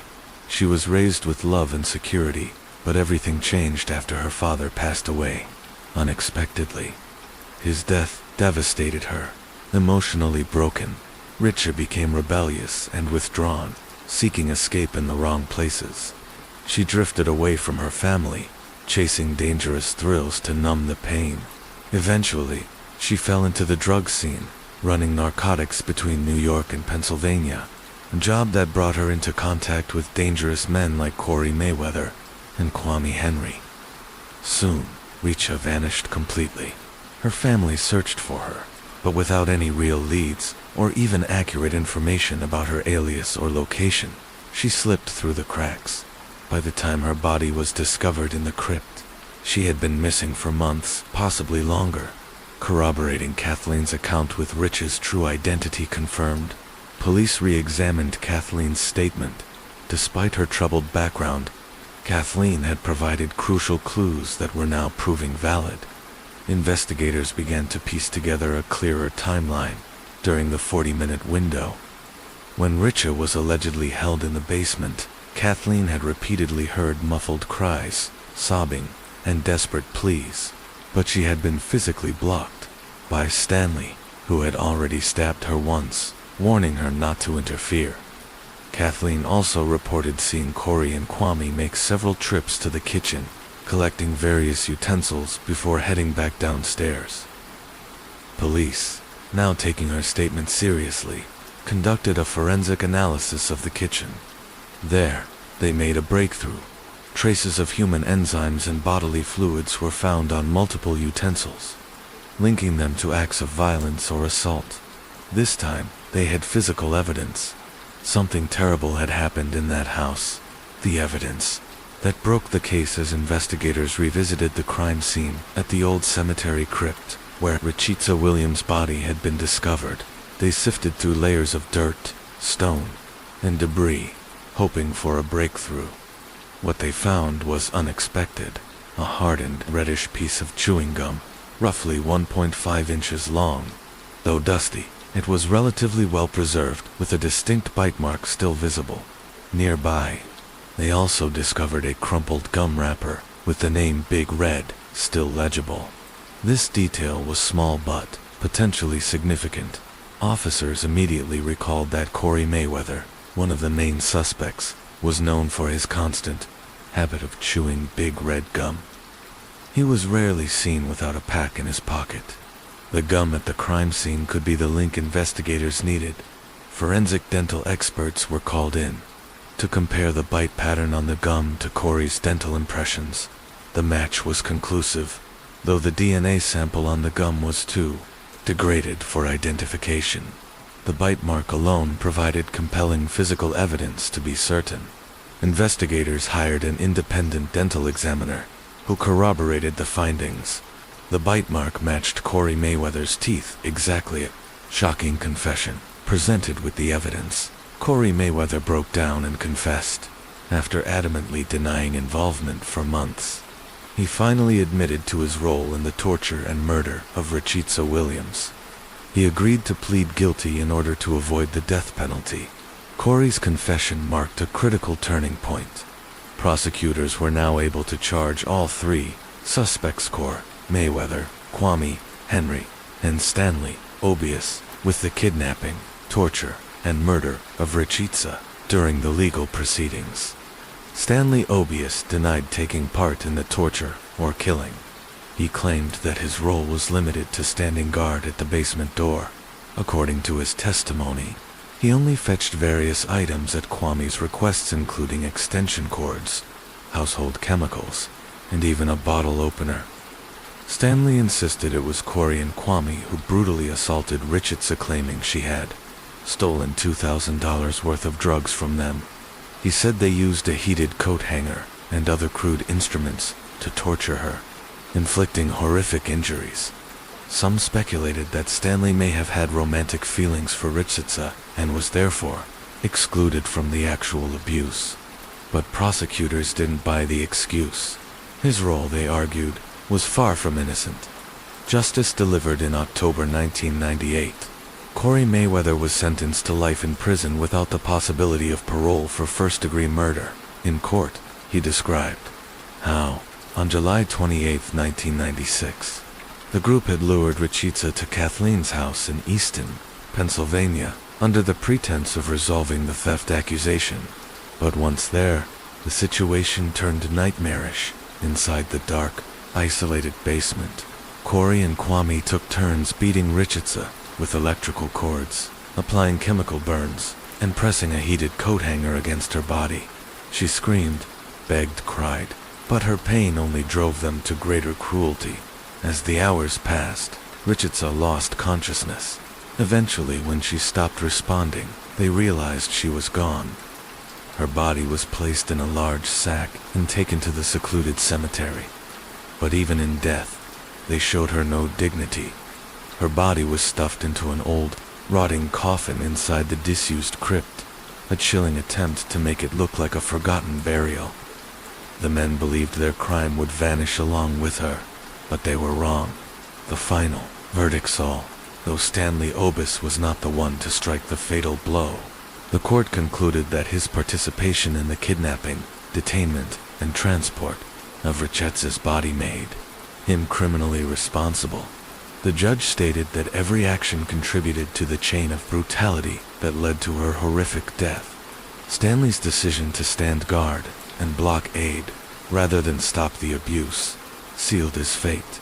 Kwame Henry, identified by Corey as the second main assailant, was also indicted and faced trial based on Corey's confession and other supporting evidence. The pain and terror that Richitsa Williams endured in those final hours, the betrayal, the beatings, the torture, were etched into every part of the case. From the haunting screams in the basement to the chewing gum discarded near her grave, it was clear that the men responsible believed she could be forgotten. But single quotes, closing line, justice was slow, but it came. And for Richitsa Williams, the girl who vanished into silence, her story is no longer buried. Justice served. Yet not forgotten. Although Stanley Obius didn't physically commit the murder, the court ruled that his role in the crime was undeniable. His active participation, from helping abduct Richitsa to guarding the basement and helping dispose of her body, made him culpable. He was convicted and sentenced accordingly. Then, in 1999, another major development came. After years of evading justice, Kwame Henry, the second main suspect, was located and arrested in Trinidad and Tobago, a Caribbean nation where he had been hiding. Acting on credible tips, authorities launched a coordinated effort to bring him in. Once apprehended, Henry was extradited to the United States. His arrival triggered intense public attention, with many following the case closely. The courtroom proceedings were rigorous, reflecting the gravity of his crimes. After a detailed trial and thorough presentation of evidence including Corey Mayweather's earlier confession, Kwame Henry was sentenced to life in prison without the possibility of parole. It was a harsh but fitting punishment for his role in the torture and murder of Richitsa Williams. Case 6.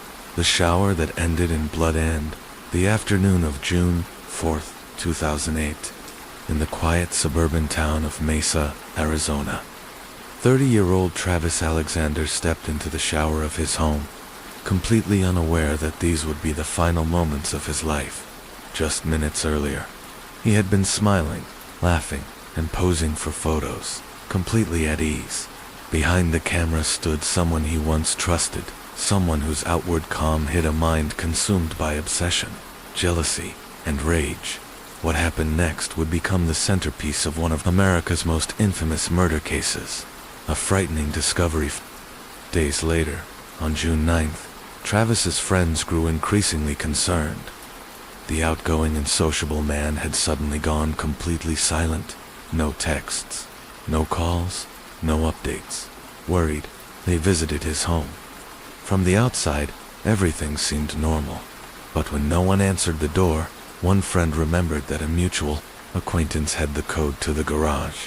They called for help, and moments later, the garage door creaked open. As soon as they stepped inside, they were hit with a foul, nauseating smell.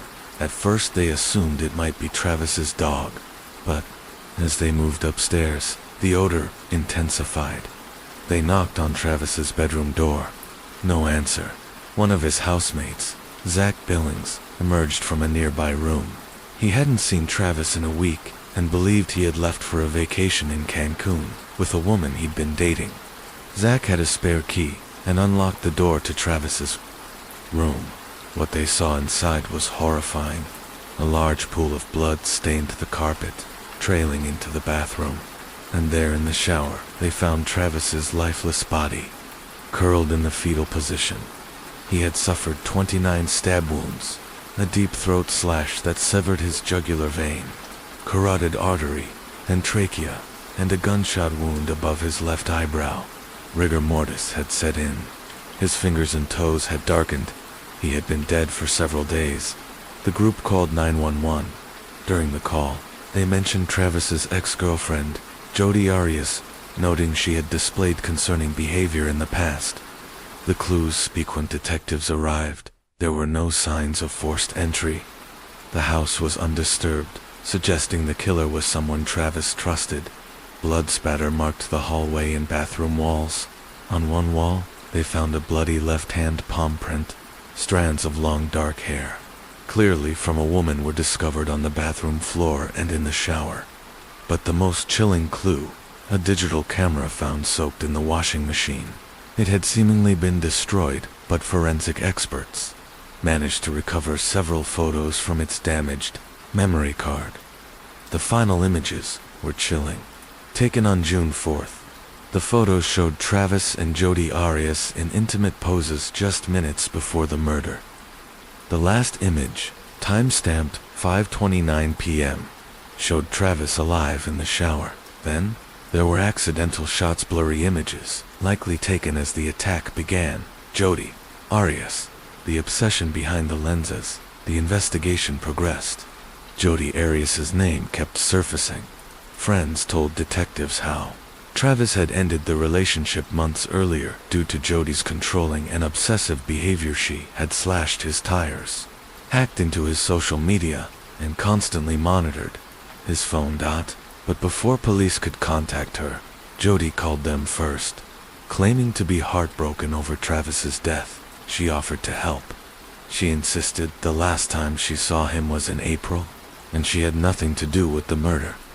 Born July 9th, 1980, in Salinas, California, Jodi Arias was raised in what appeared to be a normal household. However, she would later allege that her parents were physically abusive, claims that remain contested. Her teenage years were defined by an intense passion for photography. In 2001, she worked as a waitress in Carmel, California. 2 years later, she began dating Daryl Brewer, her manager, a man nearly twice her age. They moved in together and even co-purchased a house, but things changed in 2006 when Jodi joined Prepaid Legal Services, a multi-level marketing company. There, she became interested in Mormonism and began attending church. Her newfound faith clashed with her relationship. She told Daryl she no longer wanted to be physically intimate, wishing to remain celibate until marriage. Despite her declaration, she underwent breast augmentation surgery and, shortly afterward, ended their relationship. The fatal attraction, Jodi Arias and Travis Alexander. The chemistry between Travis Alexander and Jodi Arias was instant. Travis, a charismatic motivational speaker, had overcome immense adversity in life. Born into a chaotic home as one of 8 children, he was raised by his devout Mormon grandmother after his parents both struggling with drug addiction.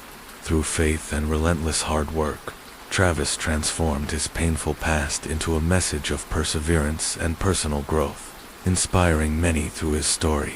When Travis met Jodi at a company conference in Las Vegas in September 2006, they clicked immediately. Though he lived in Arizona and she in California, they exchanged numbers and began talking constantly. Just a week later, they reunited and became intimate that night. Their connection quickly intensified. By November 26, 2006, Jodi was baptized into the Mormon Church, hoping to deepen her bond with Travis. Just 3 months later, she moved to Mesa, Arizona, to be closer to him. But soon after, cracks began to show. Jodi discovered flirtatious messages from other women on Travis's phone and accused him of infidelity. Her behavior rapidly spiraled, grew jealous, possessive, and emotionally unstable. She regularly checked his phone, interrogated him about his whereabouts, and became increasingly volatile. Travis began confiding in friends. He felt suffocated.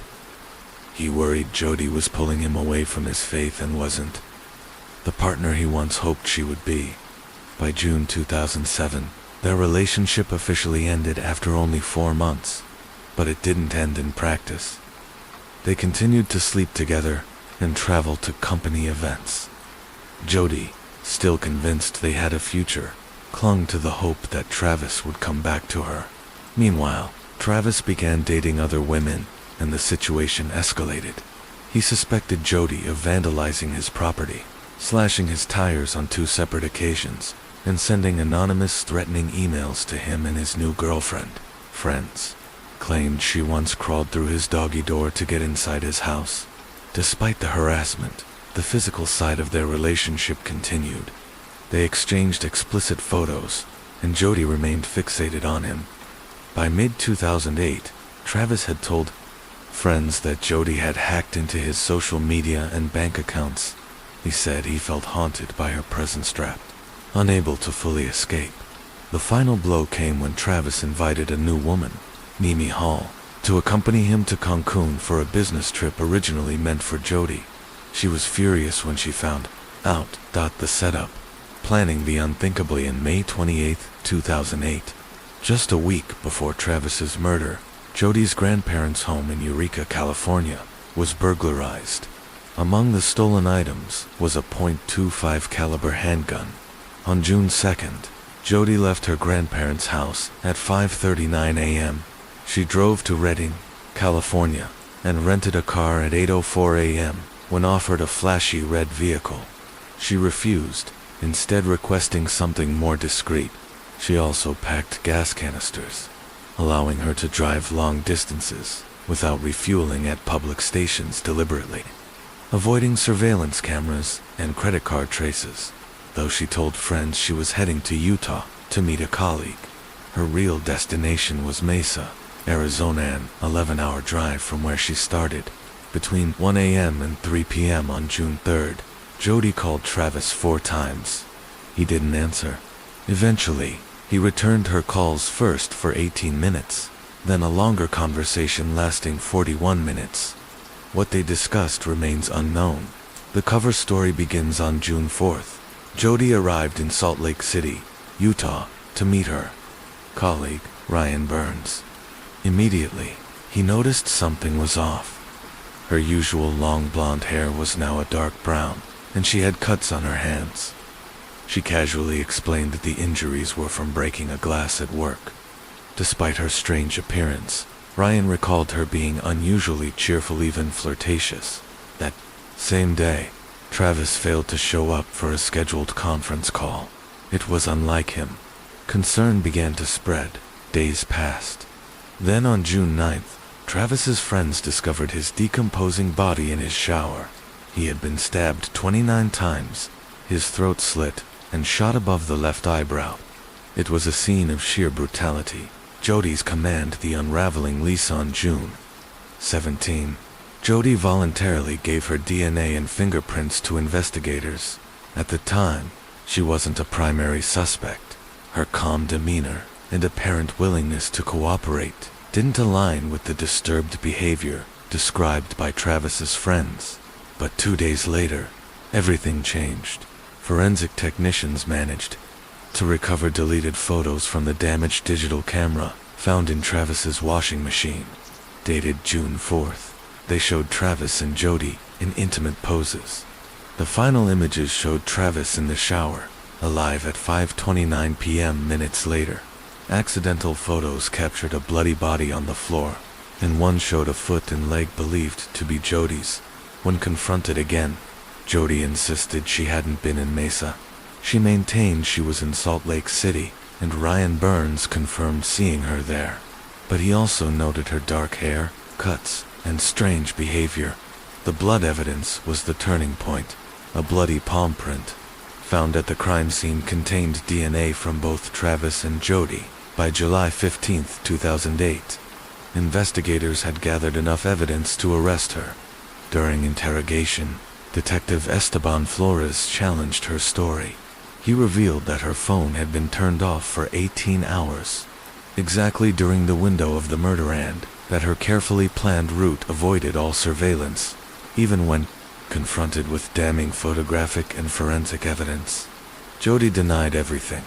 Despite overwhelming evidence, Jody Arias initially maintained her innocence. She claimed the recovered images had been doctored and insisted she had no knowledge of what happened to Travis Alexander. Then, during the interrogation, she broke down in tears. What happened next stunned everyone. Surveillance footage from the interrogation room showed Jody behaving erratically. She kneeled on the floor, then stood on her head, sang softly to herself, and even spoke aloud as if someone else was in the room. When told she would be photographed for booking, she asked calmly if she could apply makeup and smiled before the camera flashed, asking, "How do I look?" In the days that followed, her story shifted dramatically. She finally admitted to being with Travis on the night of his murder, but now claimed to masked intruders a man and a woman had broken into the house. According to her new version of events, they murdered Travis and let her live, warning her to stay silent or her family would be next.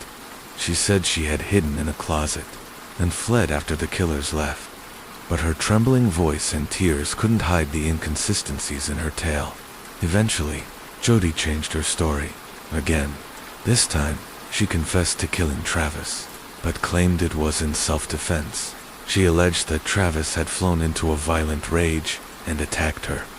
She fought back, but couldn't recall the details, saying only that she came to behind the wheel of her car with blood on her hands, unsure of what had just occurred.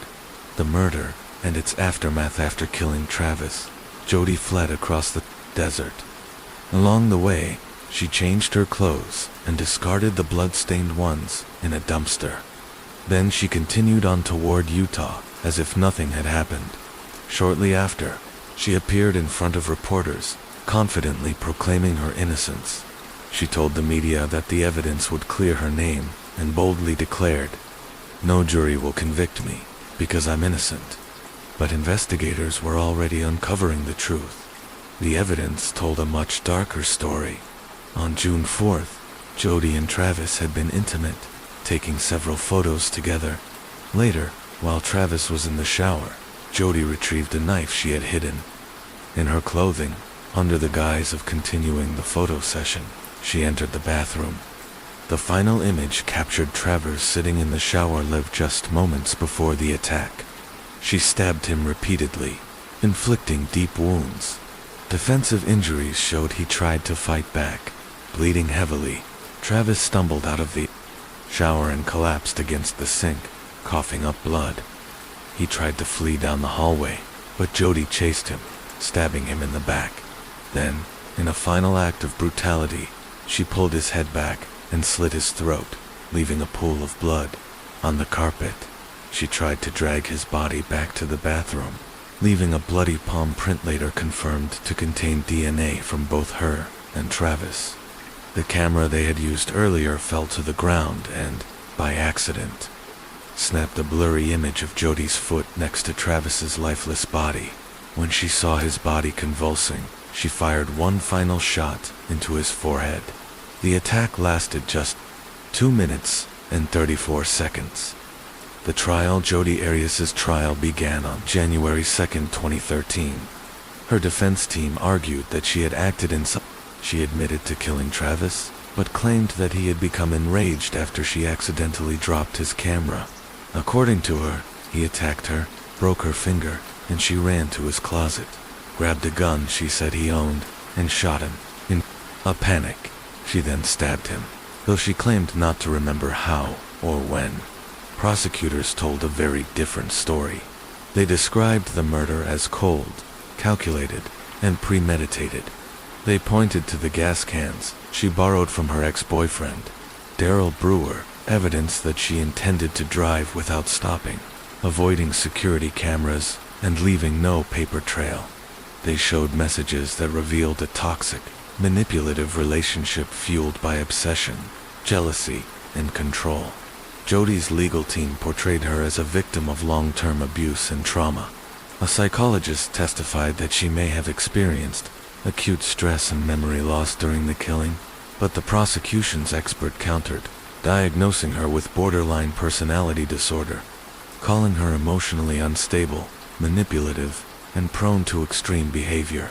Jodi herself took the stand for 18 days, offering dramatic and often contradictory testimony. Her emotional displays ranging from sobbing to stone-faced detachment left many skeptical. On May 23, 2013, after 15 hours of deliberation, the jury found Jodi Arias guilty of first-degree murder. Sentencing. During the sentencing phase, the jury couldn't reach a unanimous decision on whether she should receive the death penalty. A second jury convened in October 2014, but again, the vote was split 11-1 in favor of death. One juror holding out with the death penalty off the table. The final decision fell to the judge.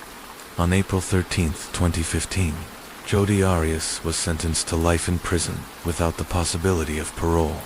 She was sent to Perryville Prison in Goodyear, Arizona, where she continues to serve her sentence. Since her incarceration, she has been transferred multiple times within the Arizona prison system.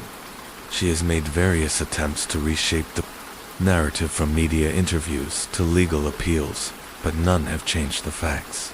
The evidence, the photographs, and the testimony told the true story, not one of self-defense, but of obsession, manipulation, and a cold-blooded murder carried out by someone who couldn't accept rejection. Case 7.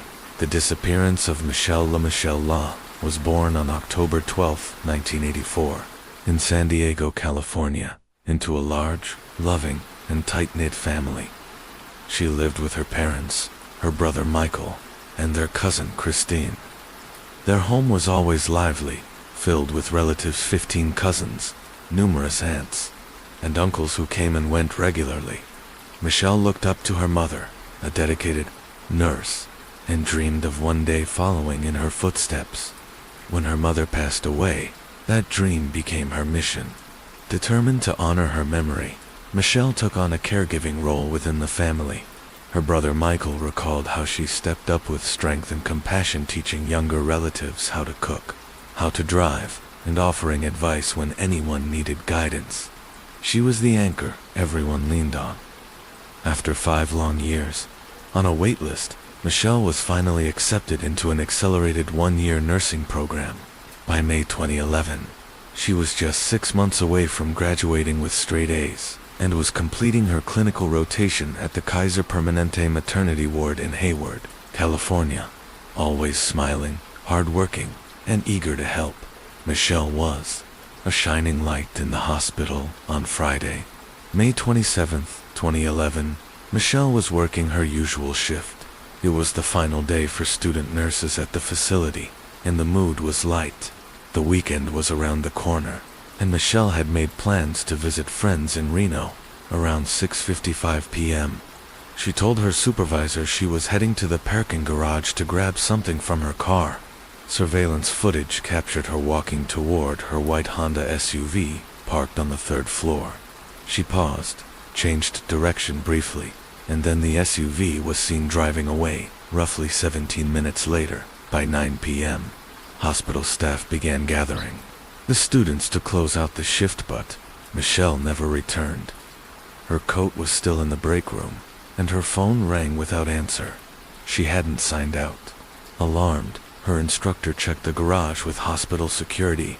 Michelle's car was gone. Then, something strange happened. Michelle's SUV returned to the hospital, pulling back into the third-floor lot. The instructor rushed to flag it down. The car stopped momentarily, reversed, and sped off. The behavior was so uncharacteristic that her instructor was certain it wasn't Michelle behind the wheel. She immediately called the police. By the next morning, more than 10 hours had passed, with no word from Michelle. Friends, classmates, and colleagues flooded the police station, insisting something was seriously wrong. Investigators began at the hospital, where they discovered bloodstains in the area where Michelle's car had been parked. By 9 a.m., her SUV was located in a visitor's parking space outside an apartment complex less than a mile away. The doors were locked. Inside were her laptop and an ID card, but it wasn't hers. The ID belonged to a stranger and had been reported stolen just days earlier. It was enough to convince investigators this wasn't a random act. Someone had targeted Michelle, and it was likely someone who knew her routine. Hospital records revealed another disturbing detail. Roughly 30 minutes after Michelle left for her car, a woman called the emergency department, claiming to be her. She asked to speak to Michelle's instructor. When told she had the wrong department, the caller requested they pass along a message. Michelle's father had just suffered a heart attack, as police towed Michelle's vehicle for forensic analysis. Her brother Michael received a text from her phone, "I'm fine." Then another, "I'm not missing. My phone's just acting up." It deleted everything and drained the battery. Friends started receiving odd messages too. One said she had a flat tire. Another claimed she went back to Reno. Others suggested she was sick or just needed a break. From social media. When her ex-boyfriend messaged her phone, the reply came, "Who is this?" By May 31st, the family offered a $20,000 reward. It doubled within days. The Law family hired a private investigator, and more than 100 volunteers joined the search. The reward soon reached $100,000. As investigators dug into Michelle's personal life, one name kept surfacing: Giselle Esteban, an old friend from college. The two had once been very close, and even lived together while studying. Giselle had a 6-year-old daughter with her ex, Scott, a man Michelle had once briefly dated.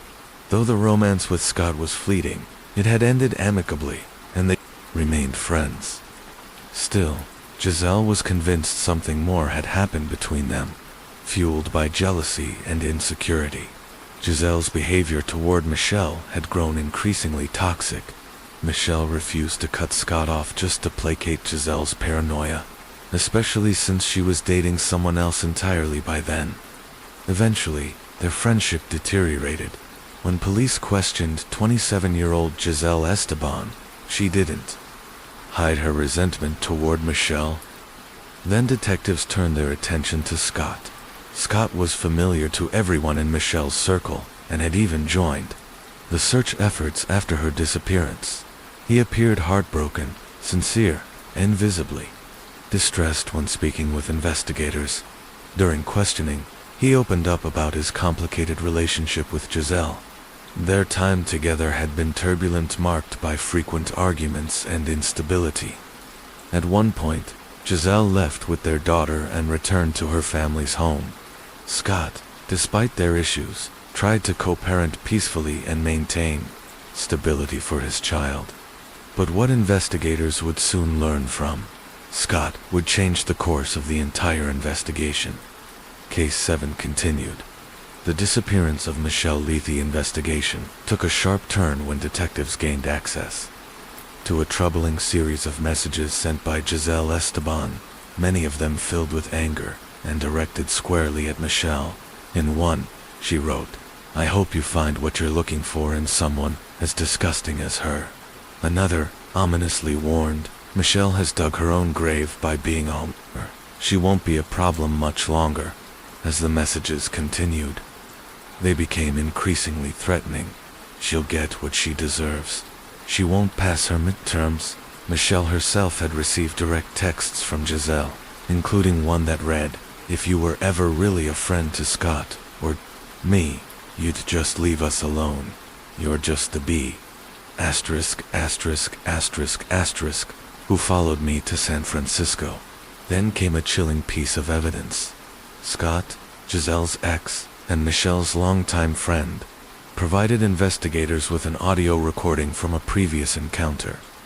In it, Giselle could be heard verbally attacking Scott while their young daughter sat quietly in the back seat of the car. Her voice was cold and unnervingly calm. She threatened, "If you do it again, this is your last and final warning. I will take your life and hers. You can take that to the grave." Scott told detectives that Giselle had a history of mental health issues. She had been hospitalized for psychiatric evaluations and diagnosed with bipolar disorder and manic depression. At times, she would appear at his home, unannounced, entering quietly, sitting in silence for hours until someone noticed. Eventually, Scott was granted full custody of their daughter, a legal decision that only intensified the already growing tension. Giselle moved back to Hayward just to be closer, and things spiraled.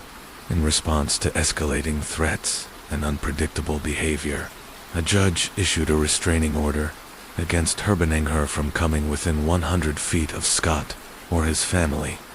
That restraining order was signed just 3 days before Michelle Law disappeared. At the same time, detectives in Hayward began working with Fairfield police on an eerily similar missing person case from the year prior, involving another young woman with the same last name, also a nurse, also vanished without a trace. But unlike the Fairfield case, Michelle's car was found locked and secured, suggesting her abductor had been meticulous, careful to leave no trail. Surveillance footage was being examined. Michelle's family held on to hope, but that hope dimmed when authorities confirmed a devastating detail. Michelle's blood had been discovered in her vehicle.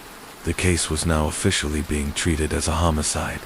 Despite the devastating update, her family never stopped searching.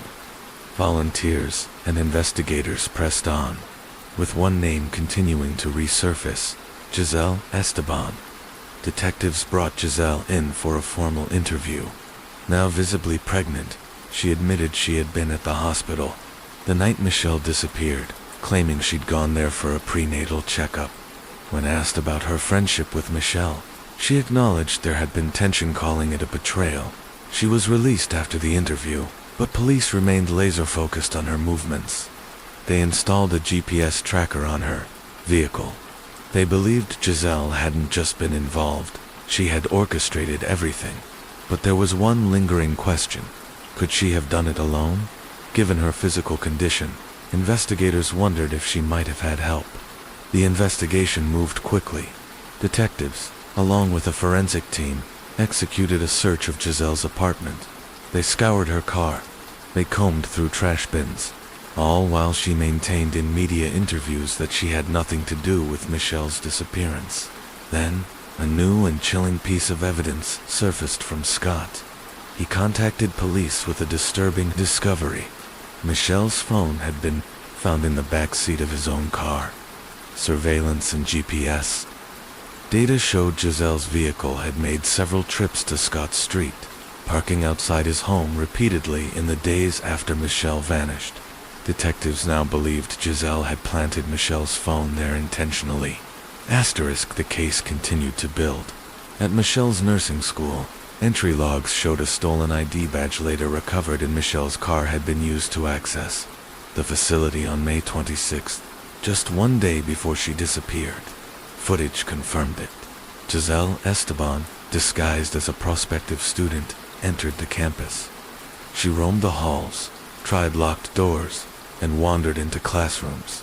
Then, after the school had closed for the day, she returned, wearing a white lab coat. She moved through the same areas and eventually found a faculty desk. There, she accessed a computer and viewed student schedules, including Michelle's. By then, she had everything she needed to execute her plan. Further analysis of cell tower data showed that Giselle's phone and Michelle's phone were located in the same area at the same time the night Michelle went missing. The next day, Giselle entered an Apple store and asked technicians to unlock an iPhone, claiming her daughter had accidentally locked it. After regaining access, she was caught on surveillance at a nearby restaurant using Michelle's phone, sending fake text messages to Michelle's friends. She was pretending to be Michelle, trying to convince them she was safe. Even without a body, the mountain of evidence was undeniable. On September 7, 2011, Giselle Esteban, 27, was arrested at her apartment and charged with first-degree murder. In her apartment, a pair of shoes near the front door were found with Michelle's blood on the soles. Inside Michelle's car, a strand of hair belonging to Giselle was discovered. Her DNA was also found on the steering wheel. At the time of her arrest, Michelle Law was still missing. Her family issued a statement. "Our focus is, and will always be, to bring Michelle home. Until we know where she is, we cannot begin to find peace." For investigators, the case had taken shape, but the final piece was still missing: Michelle herself. Case 7 conclusion: the murder of Michelle Lethe. Case grew darker when a forensic search of Giselle Esteban's computer revealed a disturbing pattern. In the days leading up to Michelle Le's disappearance, Giselle had been researching how to induce heart attacks undetectably, how to tail someone without being noticed, how to bypass security systems, and the lethal effects of substances like potassium chloride and carbon monoxide. After Michelle vanished, Giselle searched Michelle's name online over 300 times. Then, on September 17, 2011, 10 days after Giselle's arrest, Michelle Le's family received the devastating news they had feared for months.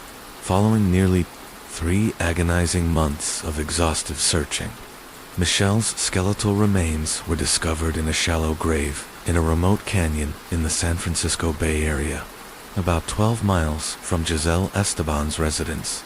The body was so decomposed that the exact cause of death could not be determined, but the discovery confirmed what everyone had begun to fear: Michelle was gone. In September 2012, Giselle Esteban stood trial. She entered a plea of not guilty, though she admitted to killing Michelle. Her legal team attempted to argue that the killing had not been premeditated, but was rather the result of an emotional outburst, an impulsive act driven by provocation.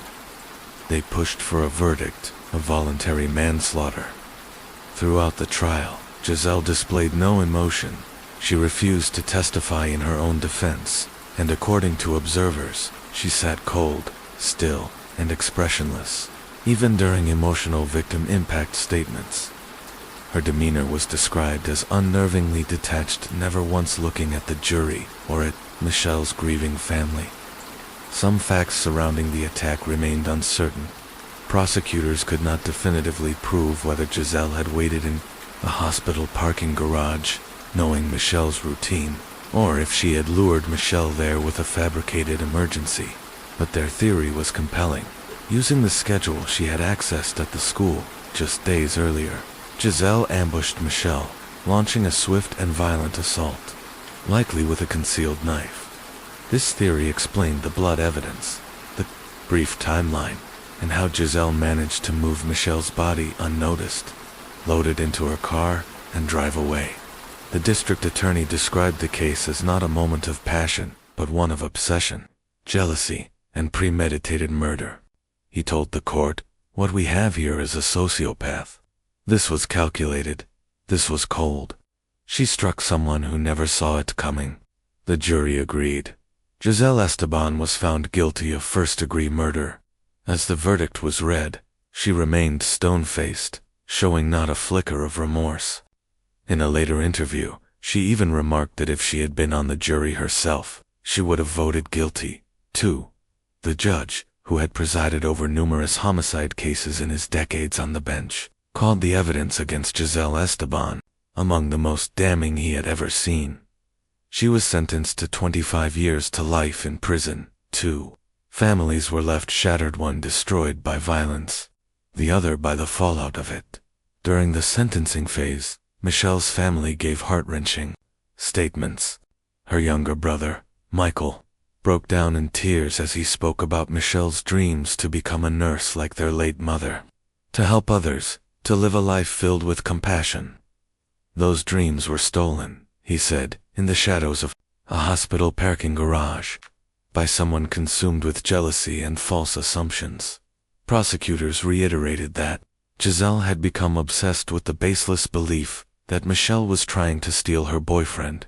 There was no credible evidence to support this claim, and Michelle had, in fact, moved on with her life. But Giselle's paranoia festered into rage, into murder. While awaiting trial, Giselle gave birth to a son in custody, though rumors swirled that Scott Herrick's and Michelle's friend was the father. He denied paternity, and to this day, the child's biological father has not been publicly confirmed. The baby was placed in the care of his father following Giselle's incarceration in the wake of Michelle's death.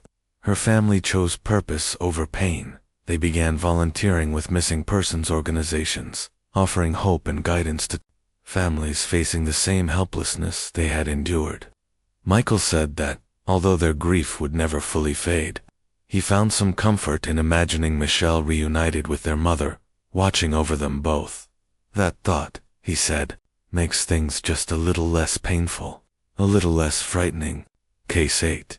The Lululemon murder. After graduating and proving herself with determination and business savvy, Jana Murray quickly advanced at Lululemon Athletica. By 2011, she was working as a team leader at the Bethesda, Maryland store and was close to finishing her second master's degree. Outside of her career and academic accomplishments, Jana was also in a loving relationship with her longtime boyfriend, Fraser Bozell, who had secretly begun shopping for engagement rings. He was planning to propose soon. Life was falling into place perfectly for Jana. Her education, her career, and her relationship were all on track. The future looked bright, but all of that came to a sudden and horrific end on March 11, 2011. The following morning, March 12th, store manager Rachel arrived just before 8 a.m. to open the Bethesda Lululemon location. The area was known for being safe and quiet, but as she approached the store, Rachel immediately noticed something odd. The front door wasn't locked. Inside, the scene was chaotic. Mannequins had been knocked over, merchandise was scattered, and the floors, walls, and ceiling were smeared with blood. Stunned and trying to comprehend the devastation, Rachel heard something that stopped her cold, a faint moaning sound coming from the back of the store. Someone was still inside, injured and alive. Panicked, Rachel ran next door to the Apple store, where customers were lined up for the release of the iPad 2. Among the crowd was a man named Ryan, who noticed her distress. When she explained that something was wrong, Ryan offered to help. Together, they returned to the Lululemon store. As Ryan stepped through the mess of blood and overturned displays, he moved cautiously toward the back. There, in the rear hallway, he made a horrifying discovery.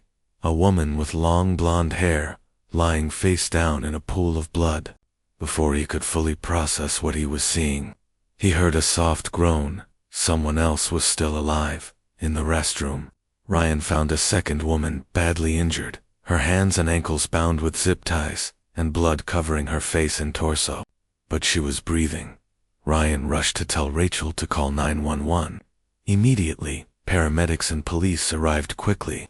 The woman found dead was identified as 30-year-old Jana Murray. The survivor was 28-year-old Brittany Norwood, a new employee who had transferred from a Georgetown Lululemon store just 6 weeks earlier. Brittany's injuries were significant. Deep cuts and bruises covered her legs, arms, face, and torso, and her pants, like Jana's, had been slashed, raising disturbing questions about a possible sexual assault. She was rushed to the hospital. Meanwhile, investigators began examining Jana's body. The violence she suffered was almost unimaginable. Medical examiners later determined she had sustained 331 separate wounds, more than half of them concentrated on her head and chest. She had been attacked with at least 6 different weapons, most of which were common tools taken from the store's maintenance kit items, like a hammer, box cutter, wrench, and knife. Around her neck was a ligature, although not tight enough to suggest it had caused her death. It was a strange, unsettling detail.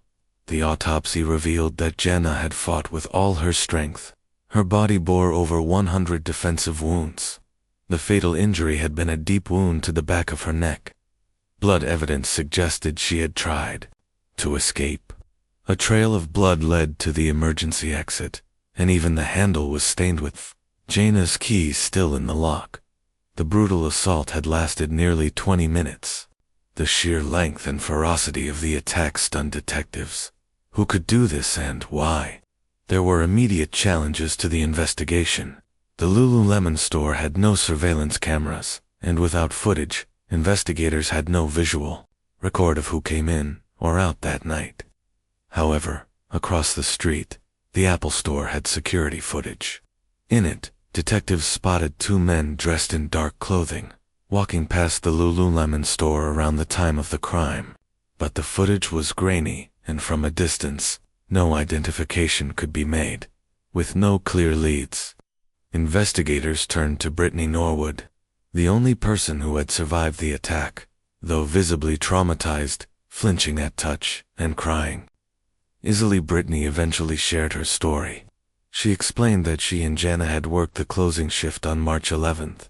Jana had driven while Brittany used public transportation. After locking up, they went their separate ways. But shortly after arriving at the metro station, Brittany realized she had forgotten her metro card back at the store.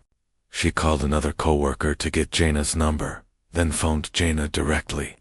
True to her kind and helpful nature, Jana turned around to help. At around 10:05 p.m., she unlocked the store door with Brittany behind her. That's when, according to Brittany, 2 masked men burst through the open door. One was tall, the other shorter, both dressed in black, both white, and appearing to be in their 20s. Brittany claimed the shorter man grabbed her, while the taller one attacked Jana. They were both dragged to the back of the store, where they were beaten and threatened. The men, she said, told her they knew where she lived, mentioning the utility bills she carried in her purse. The implication was clear. If she didn't cooperate, her family could be in danger. The truth behind the Lululemon attack, Part II. When police first interviewed Brittany Norwood, she described a terrifying ordeal. According to her, 2 masked men had forced their way into the store just after she and Jana Murray had re-entered to retrieve a forgotten Metro card. The men were dressed in black, Brittany said, and one was tall while the other was shorter.